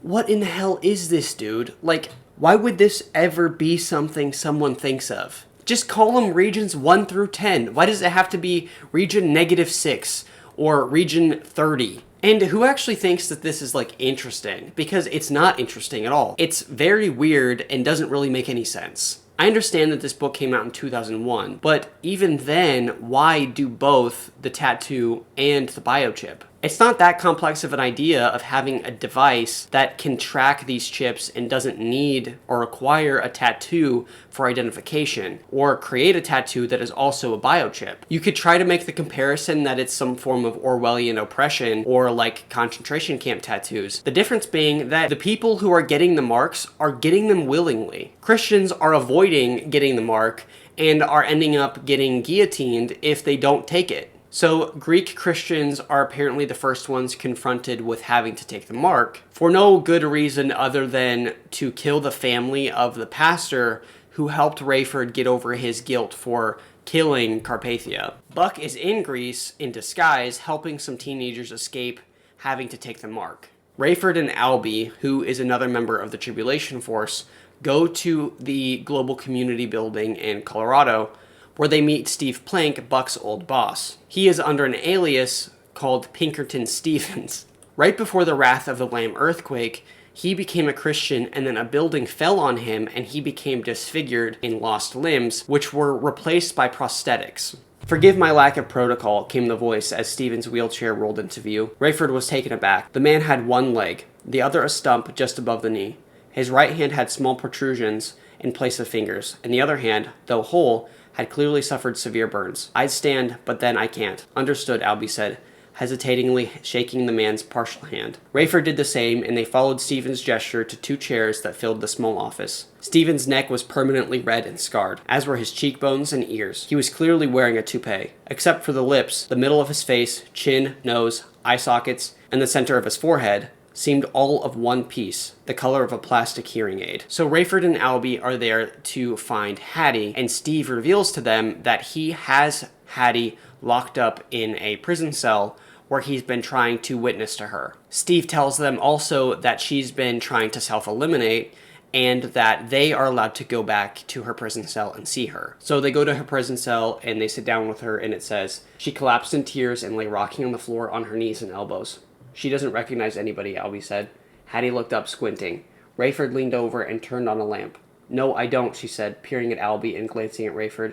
"I know Commander Pinkerton here, but who are you 2 losers?" Albie pointed to Rayford. "He saved your life. I'm just his loser friend." Hattie sat up in the middle of the floor, her knees pulled up, hands clasped around them, and she swore again. "You're not going to buffer, Hattie." And then she recognizes him, and Rayford says, "Yeah, it's me. There are no secrets in this room." "You came?" she squealed, scrambling to him and trying to embrace him. He held her away. She looked at Plank.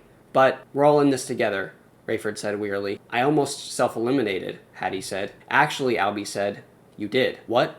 "You're dead." "What are you talking about? You want out of here? You want the GC off your back? You get out of here dead." "What are you saying?" "You called your old friend to rescue you. He refused. You were despondent. When you gave up hope, you were convinced you were going to buffer. When you gave up hope, you were convinced you were going to be transferred. You lost all hope, wrote a note, and attempted. We came to get you, discovered you too late, and what could we do? Report the self-elimination and dispose of the body." "I did write a note," she said. "See?" She pointed to a slip of paper that had fallen off the bed. Rayford picked it up and read it under the lamp. "Thanks for nothing, old friends," she had written. So then Steve helps them put her in a gurney, and then they escape with her in a plane that they had flown there. The plot conveniences are pretty wild here. At the end of the last book, Hattie was able to call Rayford and tell him the Tribulation Force's hideout had been compromised. But I have to assume that she was also in the facility at this point. In which case, how did she get a phone, and why didn't she just tell Rayford where she was? Because at that point, she was already revealing information that would have gotten her killed. I think I have the timeline correct, but I could be wrong. It seems that she would have been imprisoned at this facility for a few days, but at the most a few weeks, and she's already trying to self-eliminate and then blame her friends for not saving her. But then the other question is, why did the global community even keep her alive? Carpathia was personally trying to have her assassinated, but this random guy we haven't seen since the first book became a Christian and is just there to keep her safe even though she doesn't feel safe and wants to self-eliminate. It just doesn't make any sense to me. The Christian equals good guy narrative is just very boring, and it's been used over and over to resolve subplots. It seems like they can just get away with almost everything they do at this point, and the writing is just like, yeah, they got away. The last sentence of this chapter, where they're saving her, literally says, "Rayford and Albie carried her aboard without arousing undue suspicion." So it's like they're just admitting that they can just get away with anything. Later on, Hattie asks Albie how he became a Christian, and he tells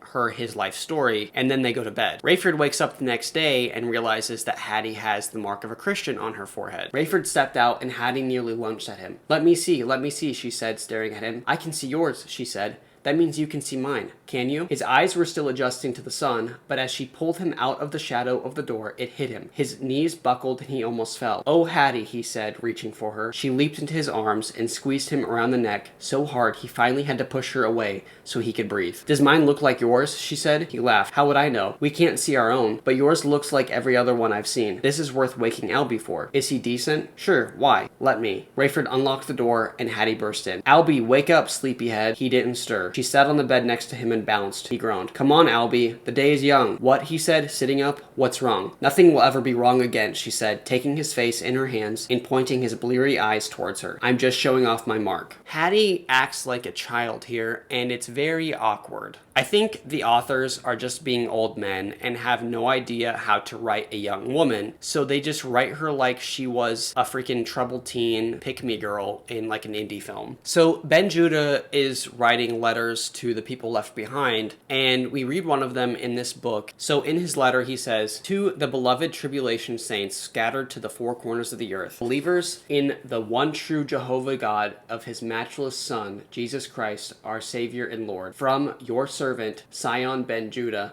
blessed by the Lord with the responsibility and unspeakable privilege of teaching you under the authority of his Holy Spirit from the Bible, the very word of God. Re the dawn of the great tribulation. My dear brothers and sisters in Christ, as is so often true when I sit to write to you, I come in both joy and sorrow, with delight but also soberness of spirit." Because it's so overdone, it feels like a mockery of the Apostle Paul's introductions in the epistles. He's writing letters to individuals through the internet every day, not some freaking physical letter that's being passed around from church to church, where they would read them as a group under persecution and expect or require some type of teaching and attribution. And also, the left behind have Bibles. The early church didn't. So you could say that it's being written in the style of the Apostle Paul to give honor to the epistles, but if that's the case, it should either be explicitly communicated or written really well, instead of it reading like some boomer using ChatGPT. In the letter, Ben Judah says that the bowl judgments are coming. Chaim realizes that Carpathia tricked everyone into believing the elimination of Jonathan Stonegall and Joshua Cothran wasn't him, so this pushes Chaim to become a student of Ben Judah. David is still working in New Babylon for the global community, but he's coming up with a plan to escape with other Christians, including Chong. But while they are preparing to escape, Mr. Wong drugs Chong, takes him to a mark application site where he forcibly gets the mark. David then has a meeting with Chong because Mr. Wong wants him to get a job at global community. David leaned over the desk to study Chong's mark of loyalty. "That is strange," he said.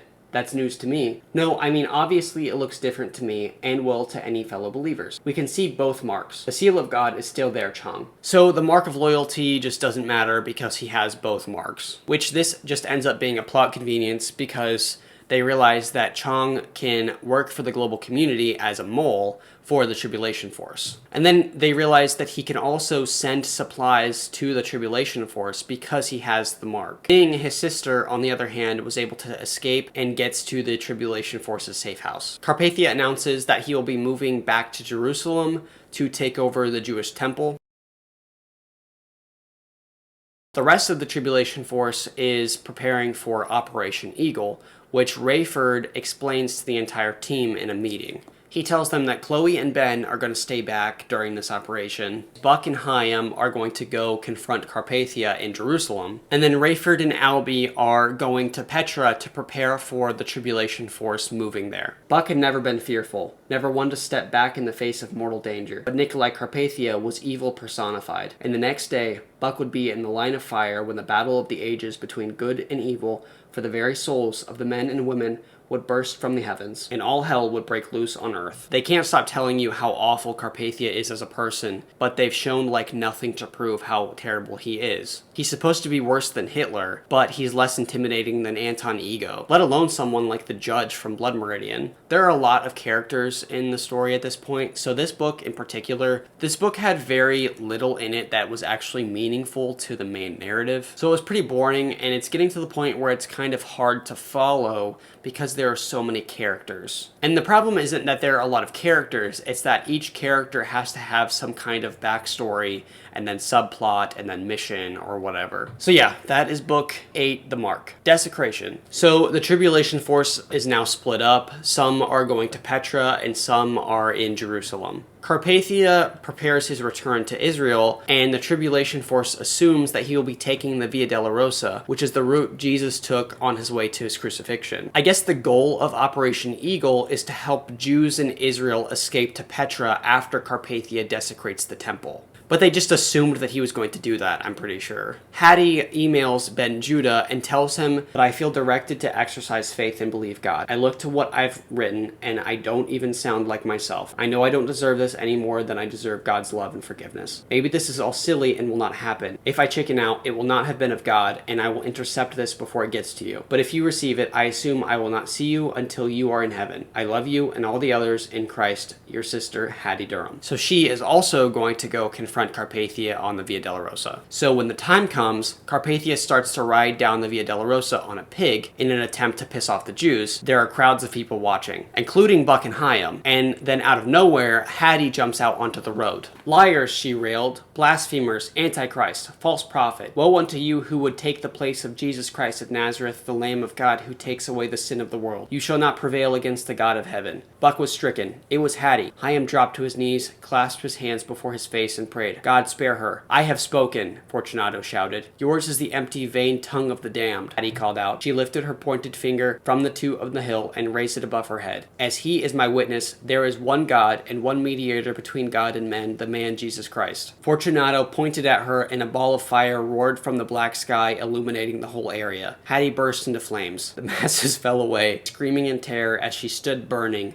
mighty tongues of fire licking at her clothes, her hair enveloping her body. As she seemed to melt in the consuming blaze, the clouds rolled back, the lightning and thunder ceased, and the sun reappeared. A soft breeze made Hattie topple like a statue. So Hattie's dead. And she gets eliminated in like the funniest way possible, just getting smited while she's screaming at Carpathia like a psycho ex-girlfriend. At this point, Hattie is of no use to the narrative because she isn't on the fence anymore, so they killed her at the first opportunity. It's weird though because she knew she was going to get killed, so this was basically a self-elimination. And nothing comes of her doing this, so it's sort of insulting to the reader for her death to mean so little after we've watched the Tribulation Force track her down and rescue her for like a third of the last book. After this, the first bowl judgment happens. Hyam goes out into the middle of the crowd while they're watching Carpathia go down the Via Dolorosa, and he declares that the bowl judgment is of boils on anyone who took the mark, other than Chong, because he gets a pass being a good guy. But Chong does hack into the GC database and make it look like he had been treated for boils, so people think he is still on the Antichrist side. Police show up and Hyam starts demanding to have a meeting with Carpathia. So this is supposed to mimic Moses, where Hyam is demanding to meet with Pharaoh, the Antichrist, and is sending plagues.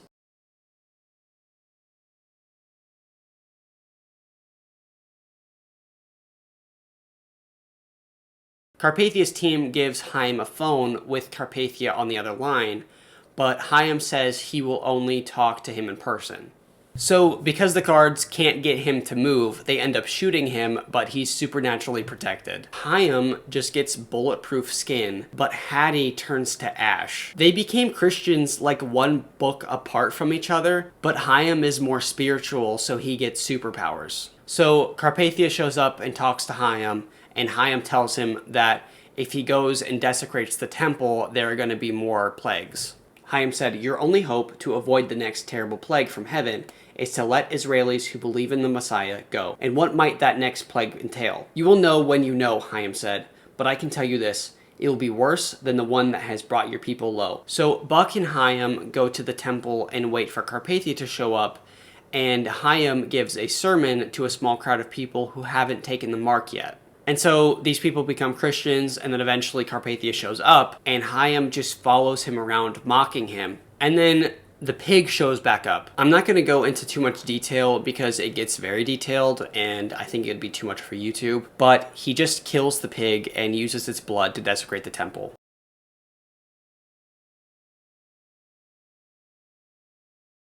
This causes millions of Jews and people without the mark to rebel against the Antichrist, and that breaks the 7-year peace agreement that the global community had with Israel. After this, Hyam proclaims to the Jews, those without a mark and new converts, to go to Masada.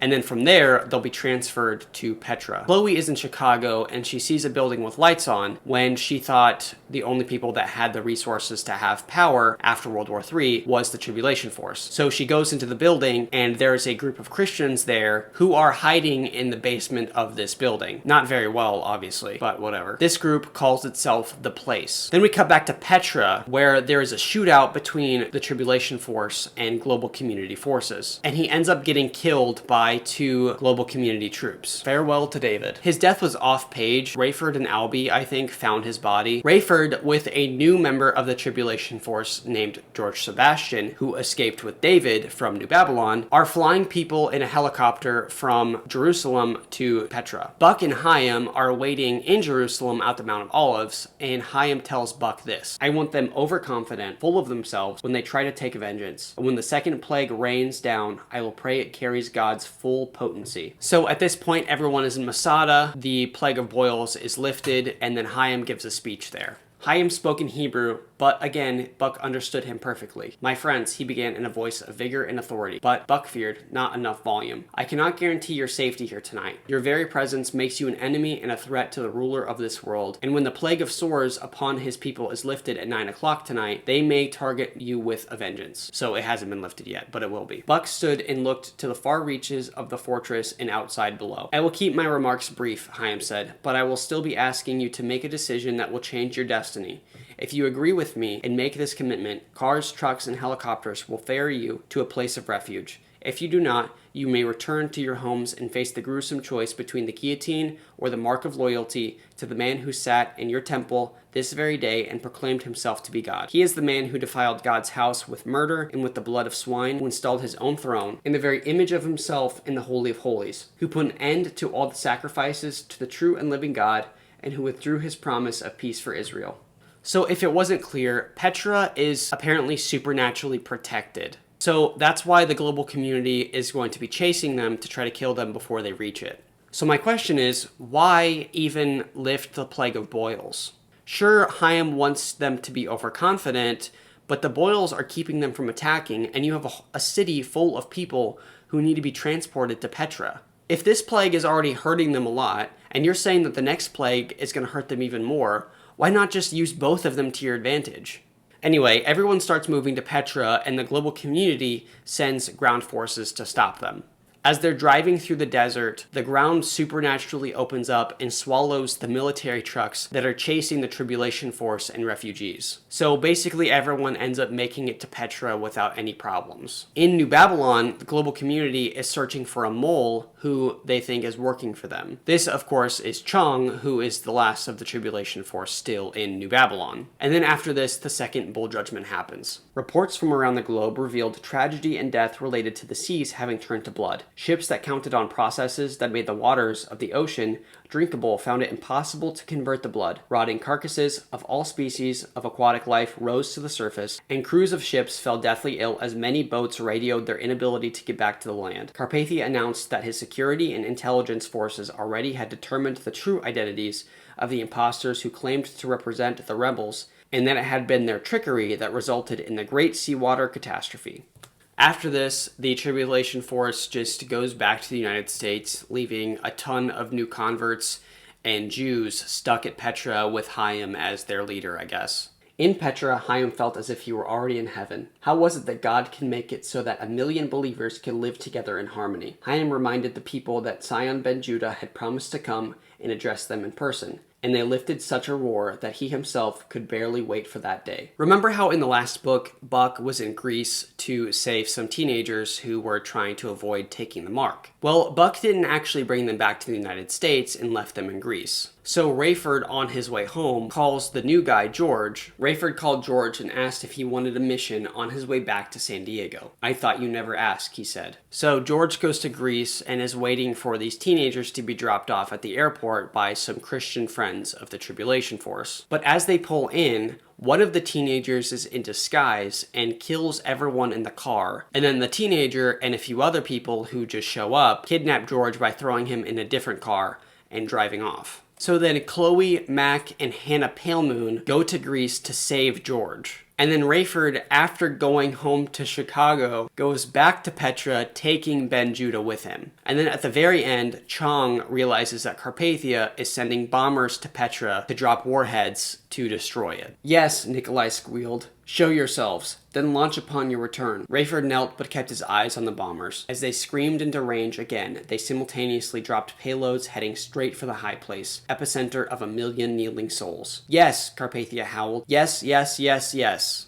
So the Antichrist is now acting like a mad scientist, and the million Jews in Petra are about to blow up. Book 10. The Remnant. At the beginning of this book, the warheads that Carpathia sent are being dropped. Because he knew warheads, and as these dropped, parachutes puffed from each one, slowing them and allowing them to drop simultaneously straight down toward the assembled masses. Rayford's heart sank when he saw the black pole attached to the nose of each bomb. The bombs fall. Rayford's first inkling was that he was in hell. Had he been wrong? Had it all been for naught? Had he been killed and missed heaven in spite of all of it? Rayford forced himself to open his eyes, and as the thunderous roar echoed throughout Petra, he realized he was ablaze. He lifted his robed arms above his face, at least temporarily unaware of the searing heat. He knew his robe, then flesh, then bone, would be consumed within seconds. Rayford could not see very far into the raging firestorm, but every huddled pilgrim around him was also ablaze. Their hoods, their hair, their beards, faces, arms, hands, robes, clothes, all roared as if the fire were fueled from beneath them. Even the sun was blotted out by the massive sea of raging flames and a pair of rolling mushroom clouds. What does this look like to the world, Rayford wondered, and it struck him that the mass of Israelis were as dumbfounded as he was. They staggered, eyeing each other, arms aloft, now embracing, smiling. Someone turned to him and exulted, "We are in the fiery furnace." "Amen," Rayford shouted. "We are a million Shadrachs, Meshachs, and Abednegos." So they were supernaturally protected from the fire made by the warheads and are dancing around like a cult. Rayford could not keep from laughing. Tears poured from him, and huge guffaws rose from deep in his belly as the people in Petra began shouting and singing and dancing. They spontaneously formed huge revolving circles, arms around each other's shoulders, hopping and kicking. I don't like that. After this, the next 150 pages are of Chloe, Mac, and Hannah searching for George, with scenes of George being captured and Chong getting information to Mac to find George. When they get to Greece, Chloe just carries around an Uzi everywhere. They end up finding a directed energy weapon in the back of a car that they also carry around with them for no apparent reason. And they never actually use it, so I don't even understand why that was introduced.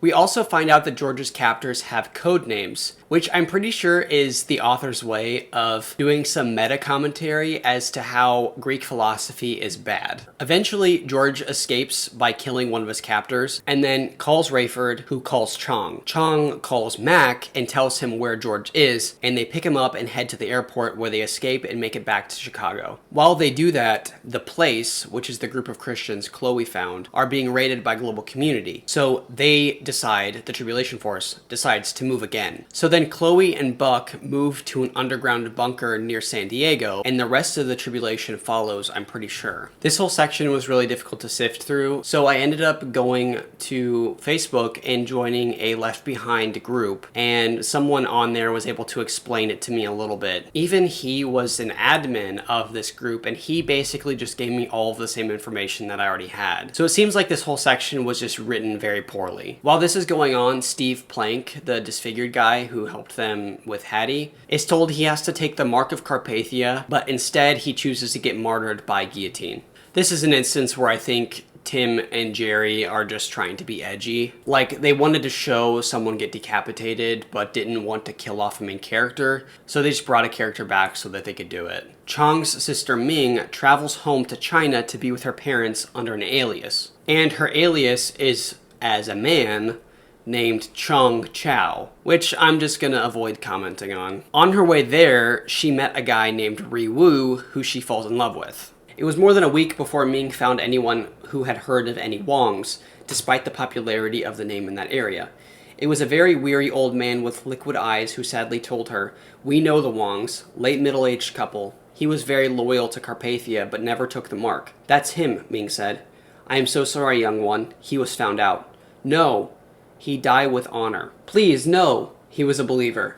Your mother is grieving, but okay. She's with a small group about 50 miles west in the mountains." "Oh yes, yes. I will take you to her when the time is right." I guess now's not the right time. That's not really explained. Later on, Ming is searching for more believers in her area, and so she disguises herself as a GC officer and follows a group of officers into a building where there's a large group of Muslims worshiping. The lead GC officer named Tung asks why these Muslims haven't received their mark yet, and they responded with saying that they wouldn't get the mark because it would be dishonoring to Allah. Then the global community threatens to kill them, and then 3 angelic beings appear. The Muslims looked up from their prayers and turned to sit down. The 3 men carefully stepped through the crowd and made their way to the front where their speaker had been. "This meeting is not over yet," one of them said. Ming was puzzled. The 3 were not armed. Though they wore garb similar to what the Muslims were wearing, it was not the same. They wore sandals and robes, no turbans. Their beard and hair was relatively short. They did not look Asian or Eastern. In fact, Ming realized she would not have been able to guess their nationalities from their look or the speaker's accents. He spoke just loudly enough to be heard, but again, with a certain quality everyone found riveting. "My name is Christopher, and my co-workers here are Nahum and Caleb. We visit you on behalf of the one and only true God of Abraham." So then the Muslims argue with the angels about theology or something, and then the lead angel named Christopher says, "How many of you are choosing the guillotine?" As if there was a choice. The rest of the Muslims raised their hands, and yet Ming noticed that none of them had the mark of the believer yet. "Resist the temptation to choose the guillotine without choosing Christ the Messiah, and you will die in vain." "We will die for Allah," one shouted, and the others raised fists in defiance. "You will all die the same," Tung said. And then the GC forces open fire on the Muslims, but as they start to do that, the angels grow physically in size and seemingly turn into light. Ming felt a glow as if she were flushed from head to toe. If Christopher knew the mind of God, could he tell her more? Ming could not open her mouth, yet she had so many questions. Christopher stood, and Nahum and Caleb joined. As she watched, they seemed to grow larger until they towered over the area. Christopher reached out an open hand to her, but she could not move to take it and feared anyway that her body would be enveloped by it. "By now," he said, "may the God of peace who brought again the dead, our Lord Jesus Christ." The 3 were gone, and suddenly it was morning. The sun was bright and warm. Tung and his people acted as if they knew they were in the air. Serious looks plastered on their faces. They strode about through the crowd of onlookers and Muslims. All the victims of the raid were in a line for the blade, and to Ming's surprise, with great joy, at least 25 of them bore not only the mark of the believer, but also a look of assurance and deep peace. So 25 of these Muslims just get saved because these angels explode into light. And then they're all martyred, I think. I don't really know because it doesn't really explain. The problem I have with this is that these Muslims just have the marks of a Christian now, when everyone else has to accept Christ. But 2 pages before this, they were saying that they would die for Allah. It feels like they had to come up with some way to tastefully get them saved, because if the Muslims were just like, "Oh, we're Christians now," it would have been weird. So now we are 5 years into the tribulation. The seas of blood finally turn back to salt water, but the next bowl judgment is released. "Listen to me, Leon," Carpathia said. "There is water and food. Are your people not eating enough food?" "Sir, the situation is dire. We tried to harvest waters from the seas and convert it, but even getting new ships out there is a chore." The next judgment is all of the fresh water gets turned to blood. So now global community doesn't have water to drink. Months later, Leon Fortunato complains to Carpathia that there's nothing to drink. So Carpathia says to use a missile to tap into a spring, which they had already done, and when they did, it just gave fresh water to Petra. They try it again anyway and are unsuccessful. Then we move to Chong, who is in the GC offices, who witnesses the start of the 4th bowl judgment. Chong heard a knock in Crystal's voice. "Beg your pardon, sir, but we are getting strange reports." "What kind of reports?" "Some kind of heat wave. The lines are jammed. People are." Chong heard shouting and realized it came from his office and not from the surveillance. He quickly X'd out and removed his earphones. He followed his co-workers to the windows where they crowded to look outside. "Get back!" one screamed as he burst from his office door. "Get away from the windows!" But like toddlers, these people wanted to do whatever they were told not to do. They were curious. What was causing all the explosions outside? Fortunately for the crowd around the window Chong peered out from, it wasn't the first to go. But 2 of their co-workers, the cocky, condescending Lars and a young woman, were impaled with shards of glass when the window before them gave way. Ben was informing his cyber audience around the world that the terrible 4th bowl judgment had struck, as prophesied in the Bible, and would affect every time zone on Earth as the sun rose. "Here in Petra," he wrote, "by 10 in the morning, People out in the sun without the seal of God burn alive. So heat is burning people alive, but Christians aren't affected by it. This supposedly gives the tribulation force an advantage for a while because they can be out in the sun during the day, but the global community can't be. But there are no clear instances of this being helpful to the tribulation force at all. Later on, Carpathia, being cocky, does this. "I will sunbathe in the courtyard while the mortals eat," he told Crystal one day at noon. Chang snuck to a corner window where he scraped a hole in the coating. He was appalled to see Carpathia stripped to his trousers,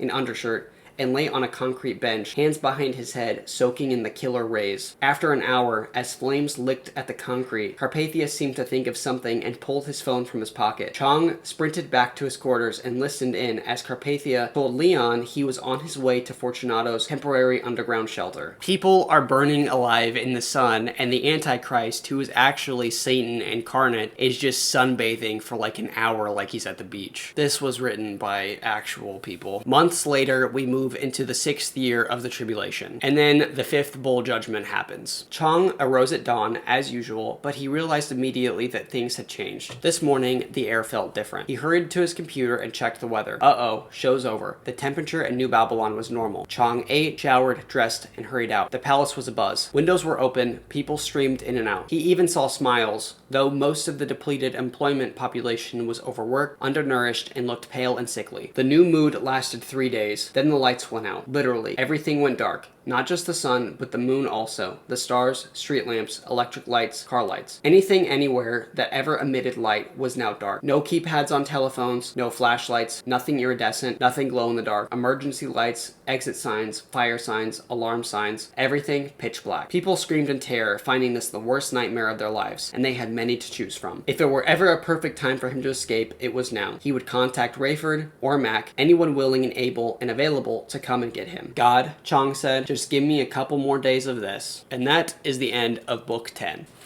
Book 11, Armageddon, Cosmic Battle of the Ages. This one comes with some maps, actually. Dispensationalists are like the only people who love complex and unhelpful maps more than fantasy book talkers. Armageddon starts off with Rayford and a few other Tribulation Force members traveling to New Babylon to rescue Chang. When they arrive, Rayford goes to meet up with Chang, but ends up meeting with a Christian man named Otto, who has an underground cell of Christians hiding from the global community. And then Rayford becomes Sam Fisher and goes on a stealth mission with Otto, listening in on a meeting Carpathia is having with other global community leaders. They find out that the global community is stockpiling nuclear arms and amassing troops called the Unity Army for a war in the Jezreel Valley. They escaped unnoticed, get Chang, and head to Petra. Albie, who I've mentioned a few times, leaves for a mission to bug Carpathia's house, but he gets captured and killed after doing it. While all this happened, Chloe takes watch over the safe house in San Diego one night. During the night, she sees a suspicious vehicle on her radar and she leaves her post to go investigate it. She zipped her sweatshirt to her neck, pulled the ski mask over her face, raised the hood over that, tugged on her gloves, put the strap of the Uzi over her head so the weapon rested on her right hip and on her right hand. When she gets to it, it ends up being nothing. But there are global community troops sweeping the area for Tribulation Force members. They find her, chase her, she drops her Uzi in her ski mask,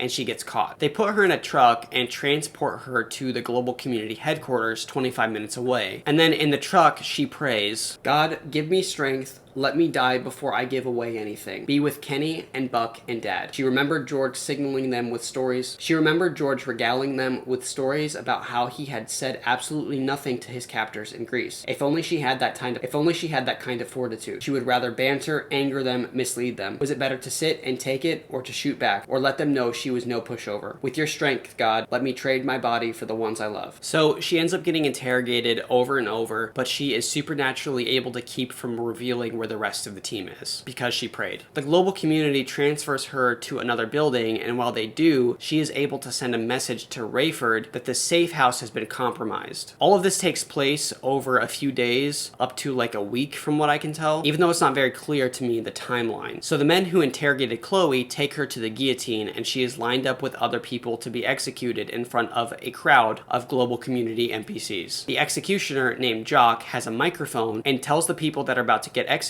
if they surrender to the mark, they can have final words. Jock then tells the crowd why Chloe is being punished for being a member of the Tribulation Force, but then an angel appears. Chloe reached for the microphone, but Jock held it tight.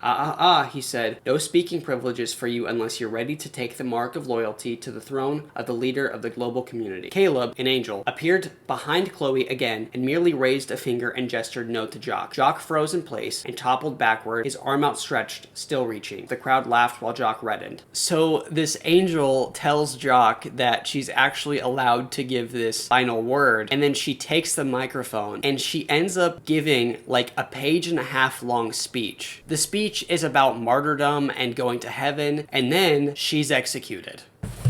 The speech is literally from here down, and then this entire page. First of all, why wouldn't the Tribulation Force be able to find her? The book says that the Global Community Headquarters is a 25-minute drive from where the safe house is. And they've done so many other rescues in other countries, you would think that this wouldn't be a problem. They couldn't just assume that she would be taken to the headquarters 25 minutes away. But also, why couldn't the global community just find the safe house right away?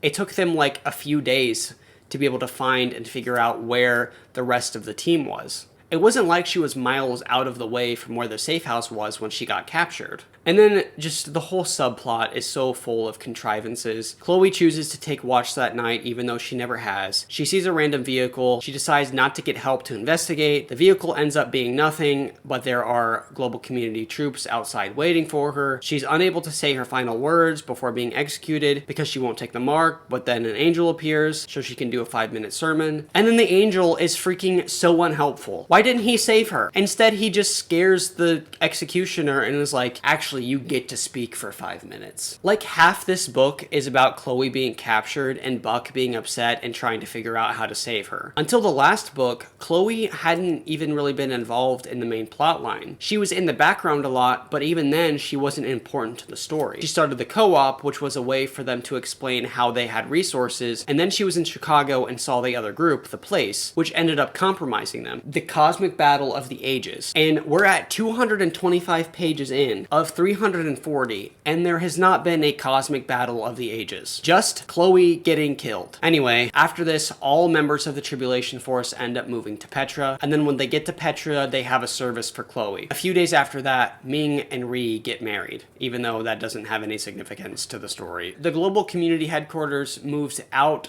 of Jerusalem to Baghdad, but it's okay because Albie bugged the conference room Carpathia has meetings in. So then during one of the meetings, Rayford and Chong are watching from the cameras and mics that they set up. And before the meeting starts, they see this. The 3 chairs at the end of the table opposite Carpathia and Fortunato were filled with 3 males who looked to Rayford like triplet mannequins. All wore plain black suits, buttoned up with black ties. No jewelry, no headwear, nothing else. They sat with their hands clasped before them on the table, not moving and looking neither left nor right. I don't recognize those 3, Rayford said. So there's basically 3 bodies of men who aren't dead, but they're lifeless. Then Carpathia confesses that he's the Antichrist and makes a speech claiming he and Jesus have been fighting since the beginning of time. Am I Antichrist? Well, if he is Christ, then yes. Yes, I'm against the Christ who was falsely crowned by the pretend creator. I will ascend into heaven. I will exalt my throne above the stars of God. I will ascend above the heights of the clouds. I will be like the Most High. The Son and I have been battling for the souls of men and women from the beginning. If you rulers and I join forces from all over the world and act in unison from a single staging area, we can once and for all rid ourselves of those forces that have hindered our total victory up until now. And now here's where it starts getting interesting. The Antichrist and the false prophet leaned in from either side, resting their elbows on the table and looking into the eyes of the robot-like creatures. The 3 bodies. Leon and Nikolai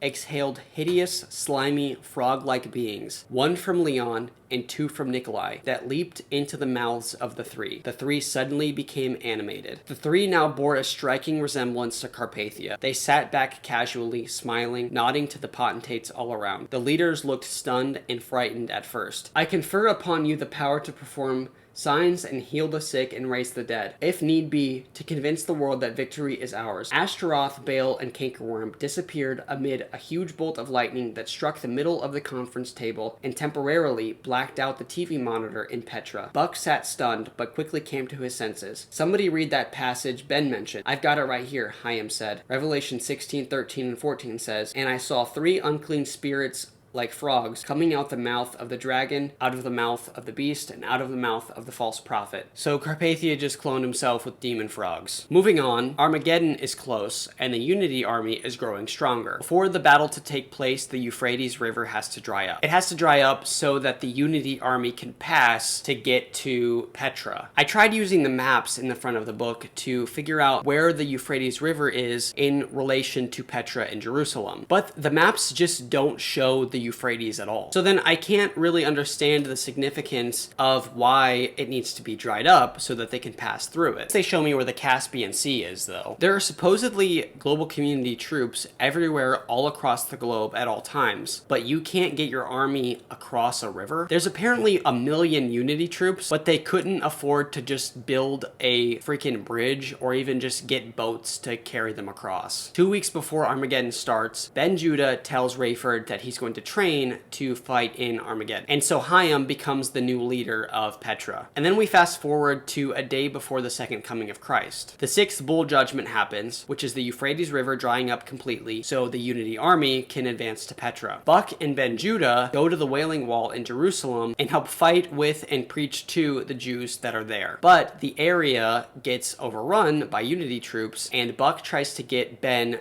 so they can escape. The area is getting bombed, so they run away, but then they get caught in an area where there are Unity soldiers opening fire. Just as the rebellion was forcing the army back through the wall, several on the Unity front line turned and opened fire with high-powered automatic weapons, including a grenade launcher and what looked to Buck like a bazooka. He joined in returning fire, and the invasion was briefly squelched, but he was horrified to see more than 100 dead or wounded Israelis all around him. Then Buck turns around and Ben has been shot. "Are you alright?" Buck demanded, turning Ben's face toward him. "I do not think so, friend. Are you hurt?" "I am afraid I am." "Where?" "Not so sure." "Can you move?" "No." "Can I move you?" "Please, you better try." So then Ben is shot and they get away, but just in time for Ben to say his last words, and then he dies. Then Buck gets hurt from a building collapsing, and then Rayford gets hurt from jumping off a building and smashing his temple into a rock on the ground in Petra. And then the last page is a description of one of them dying, but we don't get to find out who it is until the next book. Racing, then skipping, then fluttering, too much blood loss, not enough oxygen, drowsiness overtook panic, consciousness would be such a relief, and so he allowed it. The lung was ready to burst, the heart fluttered and stopped, the pulsing blood became a pool. He saw nothing through his wide open eyes. Lord, please. He heard the approach of the enemy. He felt it, but soon he felt nothing. With no blood pumping, no air moving, he fell limp and died. Not only do I think cliffhangers like this are cheap and an ineffective way of building tension, but it would be so freaking annoying as a reader at the time of these books being released to get to this point when very little has happened in this book that is supposed to be an epic battle, and then you have to wait almost a year for the next book to see a main character die. Otherwise, I was hoping that this book was going to be like an epic battle, and it just wasn't.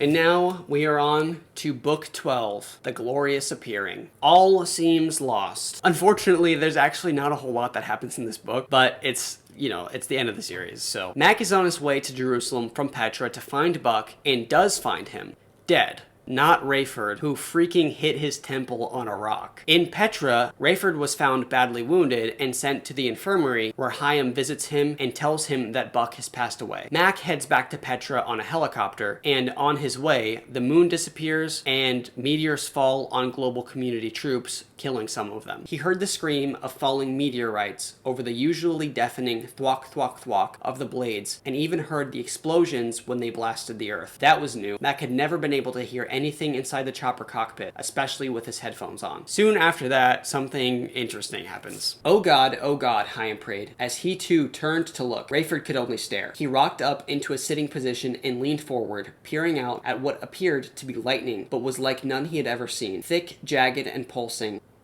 A vertical yellow streak had extended from about 100 feet above the horizon to what he estimated was at least 10 miles into the sky. 2/3 of the way up, it was crossed by a horizontal streak of the same thickness and half its length. Rayford could not speak. He could barely breathe. Here clearly was the cross of Christ, emblazoned in the heavens in lightning that lingered, crackling with unbridled energy, yet striking nothing. "Mac, something happened to me," Rayford said. "What are you going on about?" Rayford slipped quickly off the bed and stood next to Mac at the window. "I'm standing," he said. Mac turned. "Don't get ahead of yourself there, Ray. Let's take this one step at a time." "I'm fine," Rayford said. "Are you saying—" "That's what I'm saying, Mac. No pain, no wounds. Look at me." Rayford tore off his bandages. Even the hole in his temple was gone. "Let's get out there, Mac. Get me into the air." "Now I don't know about that, Ray." "Then sit here and watch me, man, because I'm going." So a giant cross of lightning heals all of the Christians, and then Rayford is fine. This causes a third of the Jews remaining in Petra who were undecided to convert to Christianity. A horseback Carpathia leads the final attack on Petra, while the Christians are all singing praises. Carpathia was not happy. "Let us roll. The fools are singing." He cursed and cursed again. They sing in the face of their own deaths. The lightning cross disappears, and they are once again in a blackout when all of a sudden, the siege was deafening. Jet engines, jeep cars, trucks, Hummers, transports, armaments, munitions, rifle fire, machine gun fire, cannons, grenades, rockets, you name it. But when the panoramic cross disappeared from the sky, the world went black again. The only sound was the clicking of weapons that would not fire. Nothing produced lights, no headlights, no matches or lighters. "Light," Carpathia screeched, but everything was dark. "Fire," he raged, still nothing. "Take the infidels by hand." And then, as if God had thrown the switch in heaven,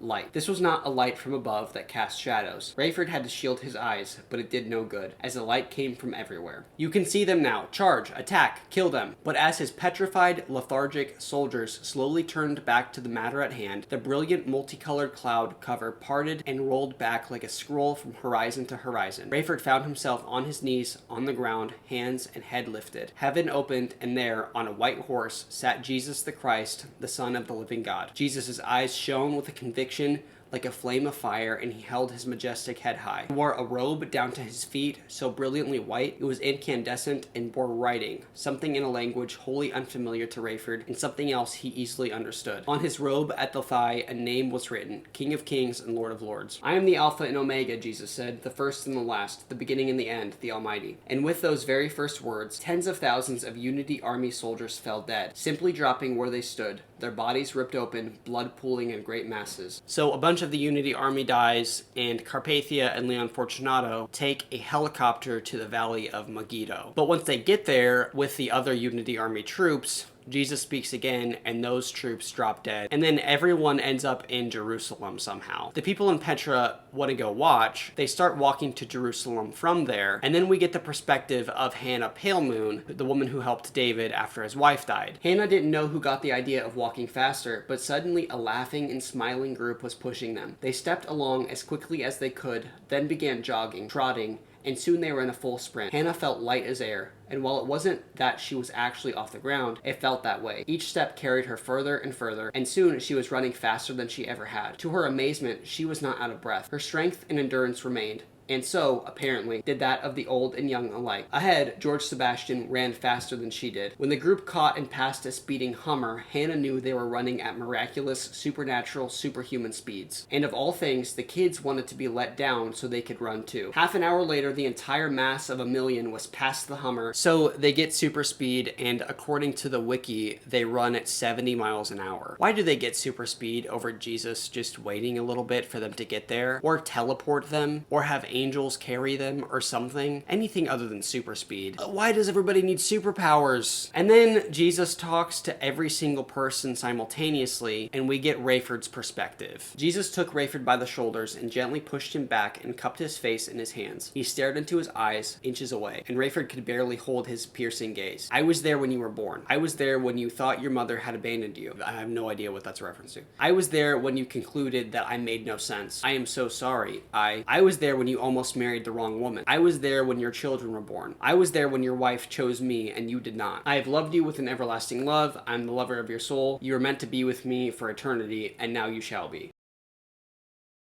Michael goes on this trip to go capture the 3 frog guys, and then he captures Carpathia and the false prophet. He presents them to Jesus, and everyone now there watches. Ashtaroth, Baal, and Cankerworm, the 3 frog-like demonic creatures who had been sent out to deceive the nations, persuading them to gather together in Megiddo to fight the Son of God. They looked defeated, bent, and as if crippled by their own evil. The pathetic trio locked arms and knelt before Jesus, whimpering in annoyingly screechy tones. Carpathia turned his back on Jesus and faced the remnant, hands on his hips, defiant and bored. Gabriel stepped between Jesus and the three and bent at his waist to get to their faces, and in a loud voice said, as a fulfillment of age-old scriptural prophecy, "You kneel this day before Jesus the Christ, the Son of the living God." "Jesus Christ is Lord," they rasped, and Gabriel stepped back behind Jesus. "Jesus Christ is Lord. It is true, it is true. We acknowledge it. We acknowledge him. Like my Father, whom I am one with, I have no pleasure in the death of the wicked." As the three shrieked, their reptilian bodies burst from their clothes and exploded,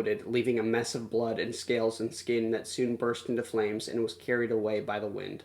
So that's cool, I guess. Carpathia wrenched away from Michael and again stood arms akimbo. Jesus said, "Lucifer, leave this man." And with that, Carpathia seemed to shrink. His leathers were now too roomy for him and hung on him like limp robes. Nikolai's hair was sparse and nearly colorless, and dark veins appeared on his exposed skin. He was pale and pasty, as if his skin could be easily rubbed away. Again, Mac had the feeling that this was what the body of Carpathia would have looked like had it been moldering in the grave since his assassination 3.5 years before. Jesus shook his head, and Mac saw a great sadness in his face. "You are responsible for the fate of billions. You and your false prophet, with whom you shed the blood of the innocents. My followers, the prophets, and my servants who believed in me, shall be cast alive into the lake of fire." Carpathia and Fortunato tried to back off. Michael held tight on each, still looking at Jesus. The Lord nodded sadly, and without hesitation, Michael briskly walked the two to the edge of the hole. Fortunato caterwauled like a baby and fought to escape, but with one mighty arm, Michael pushed him into the hole. His keening intensified and then faded as he fell. Carpathia did not struggle. He merely covered his face with his forearms as he dropped in, and then his bawling echoed throughout Jerusalem until he had fallen far enough away. The hole closed as quickly as it had opened, and the beast and the false prophet were no more. So Michael pushes Carpathia and Leon into a hole, which opens up to the lake of fire, which is basically hell. So then I guess Satan, when he was cast out of Carpathia, wasn't just like right there. So then Michael has to go and get him, and he ends up capturing a lion, and the lion turns into a dragon. Sprouted 4 thick legs, a lashing tail, a long neck, broad head and face, pointed ears, horns, and a fire-breathing mouth. It rolled onto its back, snorting flames, hissing and drooling, struggling against the restraints. Its tail swept again and again at the angel, its great head shaking back and forth. Michael finally succeeded in lassoing the neck with the remains of the chain,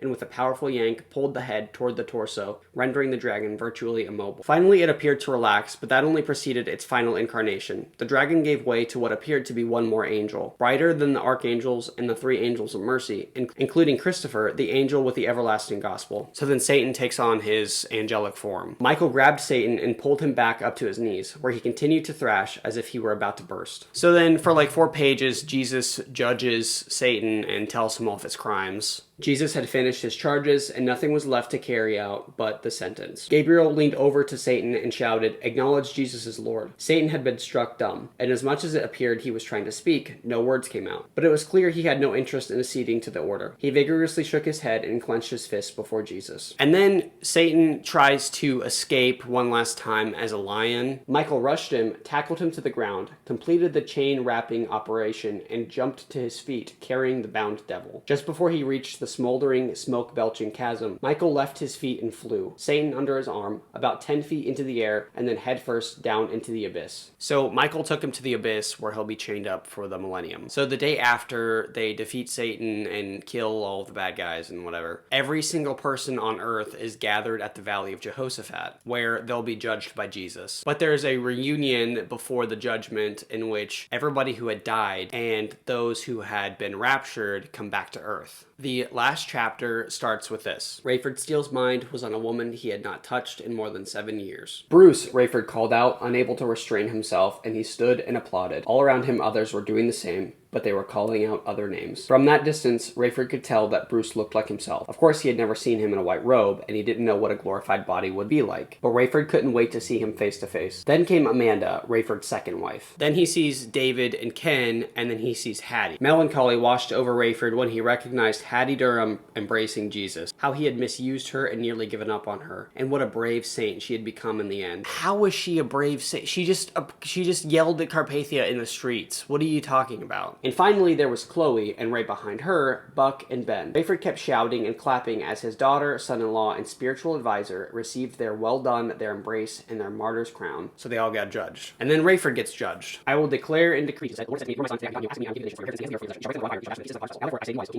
welcome you, one and all, to the kingdom I have prepared for you. Rayford, welcome. Thank you, Lord. And then he finally sees Irene and Raimi, his wife and son. Irene, he said, holding her, "You're permitted one cosmic I told you so." That's literally the first thing he says to his wife. "Oh, Rayford," she said, stepping back as if to get a good look at him. "I've just been so grateful that you found Jesus and so thrilled at how many souls are here because of what you and Chloe and the others did." She looked behind him. "Raimi," she said, "come here." Rayford turned, and there was his son. He scooped him up in a tight embrace. "Even you knew the truth that I didn't," he said. As Buck and Chloe continued to interact with Irene and Amanda, Rayford borrowed Raimi. "There are so many people I want you to see, son. You must meet them all, and we've only got 1,000 years." That was The Glorious Appearing, the last book in the main series.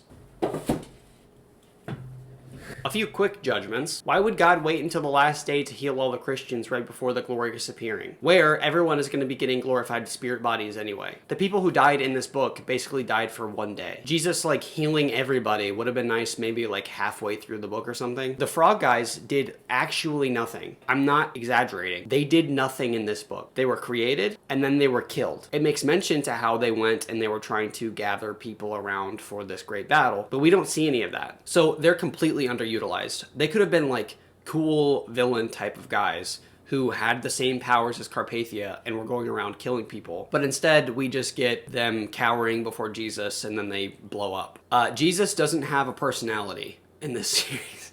He just quotes scripture and then talks about himself as being powerful, which I understand it would be intimidating as an author to write actual dialogue for Jesus, but I think that's the risk that you take if Jesus is going to be a main character. Honestly, I don't think should have been a character in the series. I don't think they should have introduced Jesus at all. On to the final judgments. The first of the final judgments is just my overall impressions. These are just going to be points that I skimmed through. There's so much traveling that it gets exhausting trying to figure out where characters are. In one interview, Jerry said that the hardest thing to write in fiction is a believable conversion experience. I would like to know where the believable conversions take place. Is it Hattie's after she got stung by a demon locust? Or was it Buck's when it was convenient for him to avoid mind control? Or was it Rayford's when he converted out of fear and because his wife was a Christian? I think this next criticism can be used unfairly or too often within the literary world. But it's not surprising that the two characters who die from doing something irrational are women. And it's clear that the authors don't know how to write a believable female character because Hattie talks like a child the entire time. And Chloe is hardly in the series aside from messing things up and having a kid. I wouldn't have even made this criticism if it weren't for the fact that it's just really, really, really bad. There's a lot of pandering to the assumed Christian reader throughout the series. There are countless references to make it feel more believable. For instance, the constant comparisons of the Antichrist to Jesus were underwhelming. Like, we as the readers clearly understand that Carpathia is trying to be like Christ. That's obvious in his title of being the Antichrist. And yes, I expect there to be comparisons, but it feels like the most obvious comparisons you could possibly come up with. He's resurrected 3 days after dying. He has 10 sub-leaders and the beast and the false prophet, making 12 like the 12 disciples. He takes the Via Dolorosa on a pig and Jesus took it on a donkey. In the prequel books, it's revealed that he was conceived by artificial insemination, which is like a modern immaculate conception. His bloodline traces back to ancient Rome, like Jesus's bloodline traces back to Abraham and David. There's a lot, but it almost feels like nostalgia bait rather than callback. There are too many characters we're supposed to care about, causing the character deaths to lack emotion. I didn't care when Hattie died, or when Chloe died, or when Buck died. Getting all of the judgments and eschatological threads into a single narrative seems like it would be difficult. But I don't think they even really accomplished their goal of doing that. An easy, for instance, is that the last trumpet judgment just isn't in the series. And then 2 separate times, there are 3 judgments that all happen at once and have very little consequences. And most of the judgments don't really have consequences throughout the series.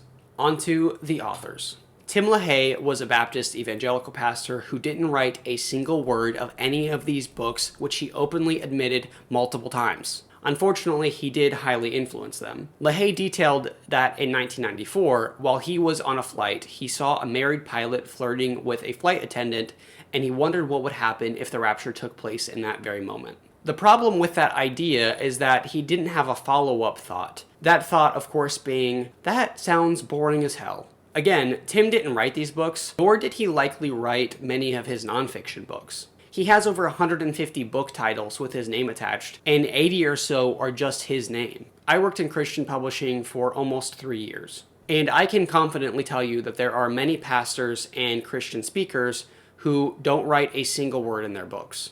More than you would expect, too. In the case of Tim LaHaye, he was also a pastor for 25 years. He started a Bible college, and he helped start the Institute for Creation Research, which is a scam. But there's no way he could have written all of the 85 nonfiction titles that he has with just his name on them. Tim was not a prolific author. He just had a lot of money that he invested in other writers to make him look like a prolific author. Some other interesting details were that he called Catholics pagans. He was deeply involved with politics and an early propagator of the idea that everything being done in politics or in popular culture is demonically inspired to suppress Christianity, leading to the persecution of Christians. And the series also propagates this fantasy world of Christian persecution, creating something that I coined as being prophecy paranoia, where Christians are completely captivated by prophecies being told and being fulfilled. There are numerous people whose entire careers are around prophesying and predicting the future. Because of this, it creates Christians who want to be persecuted to feel vindicated in their beliefs, creating a cycle of prediction, attributing persecution, and vindication that just spirals. And it ends up looking like a form of Christian escapism. When I was in high school, I talked with a college-age guy who told me he wanted to be martyred by the age of 30 because it would justify his godly lifestyle, which is the biggest piety signal I could possibly imagine. But it shows that people would rather die than confront just day-to-day reality. And what's funny is that Tim didn't even develop dispensational theology. He just propagated it. Enough of Tim, because he's not even worth talking about. On to the real author, Jerry B. Jenkins. I feel bad for Jerry, and not because he did all of the work and Tim took half of the credit for being on a plane and going, oh, I wonder if the rapture happened today. I feel bad for him because he could have been a good author. He acknowledges this somewhat in an interview. He said, I write the best I can. I know I'm never going to be revered as some classic writer. I don't claim to be C.S. Lewis. The literary type writers, I admire them. I wish I was smart enough to write a book that's hard to read, but he could have been. If he would have taken the 12 or so years of writing those 16 novels and instead dedicated that time to writing 1 or 2 novels, he could have been a very well-respected novelist. Instead, he chose to hide behind Tim LaHaye's name, write commercial fiction, and wait around for royalty checks. In the interviews I've seen of Jerry, he seems like a nice guy who has good intentions, but got caught up in the dispensational marketing world. In another interview, Jerry mentions how the books are evangelical and have converted thousands of people. But are they actually evangelical? Not really in the biblical sense. It evangelizes a specific theory about the Bible, but not the gospel. And yeah, there are areas in which people get saved and pray prayers of salvation or whatever, but they themselves believe that they have the sole truth of the gospel, being dispensationalists. They won't allow for any other interpretation of scripture. For instance, there's a section in Apollyon where Carpathia is giving a speech. It's the sect that claims roots in historic Christianity. It holds that the vanishings of 2.5 years ago were God's doing. Indeed, they say Jesus blew a trumpet and took all his favorite people to heaven, leaving the rest of us lost sinners to suffer here on earth. I do not believe they accurately reflect the truth of Christianity as it was taught for centuries.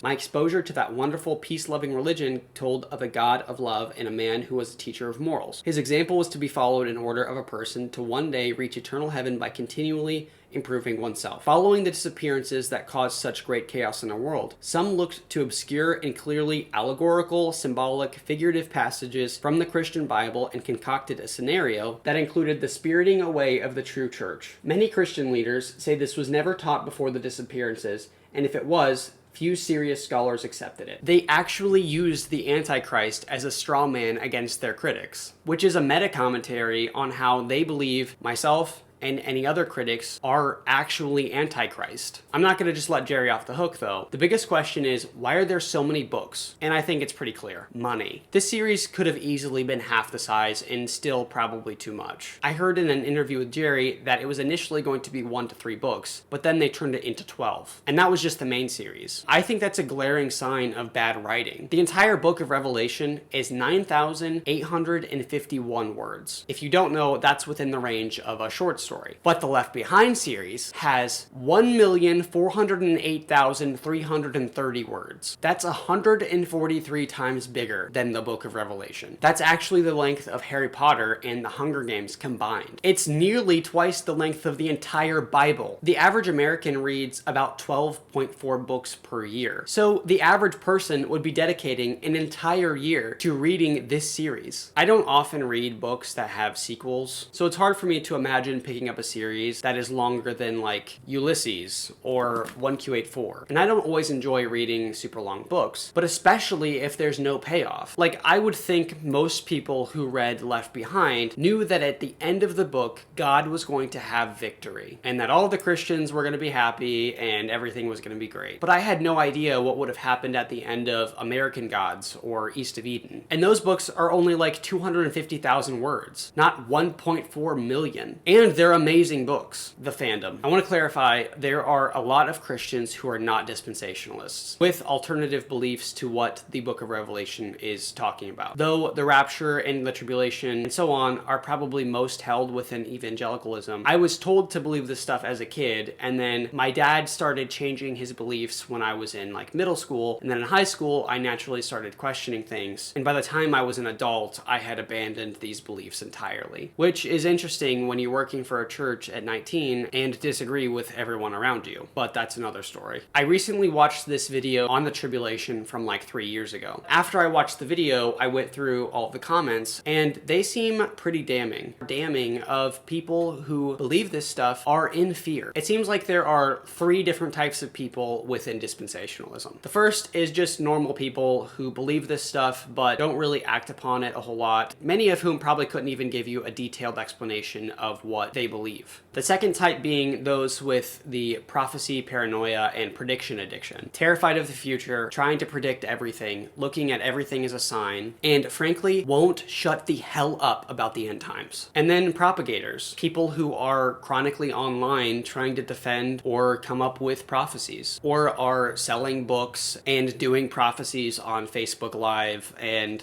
generating content to scare people into becoming Christians. The last 2 type of people are also indicative of another type of problem within evangelicalism. I've been in numerous theological arguments online, and something interesting about modern evangelicals, specifically these last 2 types, is that when they're confronted with criticism from other Christians, they often say something completely annoying, like, you shouldn't disagree because arguing causes disunity, or something absolutely idiotic, like, disagreement doesn't bring health. I freaking hate that word. And if you criticize a pastor or a theologian, they'll often say, why don't you just pray for them instead of being mean and criticizing? Who are you to judge? Which is just piety signaling. A simple response like, how do you expect to grow without confrontation and criticism? Shuts them down. It's weird because the only people that I can picture in my mind that want to read this series are like extreme fundamentalist evangelicals, like a very niche cult following. But then when you look up the movies and the audiobooks on YouTube, they're getting a ton of views in a short amount of time. The like 2014 Nicolas Cage version of the movie was uploaded to YouTube a month ago and has over 1 million views. Some of the older movies were uploaded a few months ago and have hundreds of thousands of views. And even the audiobooks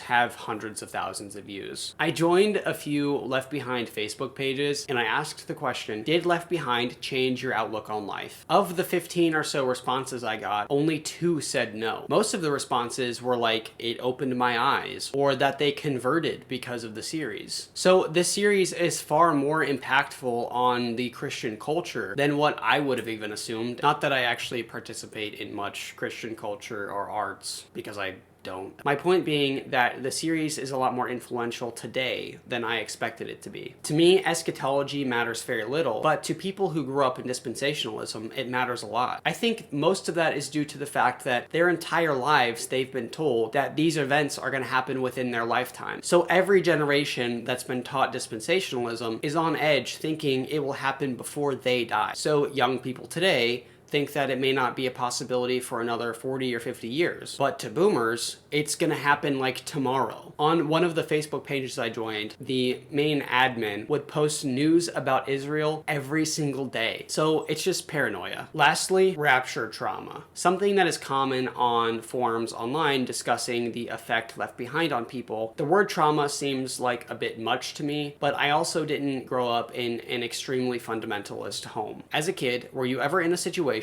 where you either woke up late and your family was gone, or you got home early and no one was home, and your first thought was that you had been left behind? That happened to me a few times, and apparently it's happened to a lot of other people. And yeah, this definitely would cause fear and stress in young kids, which, I mean, could be part of their goal. Fear directly correlates to control, so why wouldn't it be? If adults are afraid, then surely kids are also going to be afraid. I don't know, maybe trauma is a good word. The fear that I had in writing the script for this video was that people would think that I'm a progressive Christian, or I side with some form of postmodern Christianity, and that I don't actually believe in what the Bible says because I disagree with their interpretation, or that they think I'm not a Christian at all, which I guess is expected. To be clear, I don't think that everyone who believes in dispensationalism is a bad person, or is stupid, or is weak-minded, or whatever. Misguided, maybe, but I would think that most dispensationalists are decent people who have a weird message that they're trying to get across. And I think it's a harmful message, but that doesn't mean people don't have good intentions, or that they're just convinced of something else, which is perfectly fine. But that's not going to stop me from criticizing, as it shouldn't stop you from criticizing me. Either way, thank you so much for watching. I deeply appreciate you taking the time to watch this and listen to me kind of ramble about this series. I hope you have a great day, and like and sub for more.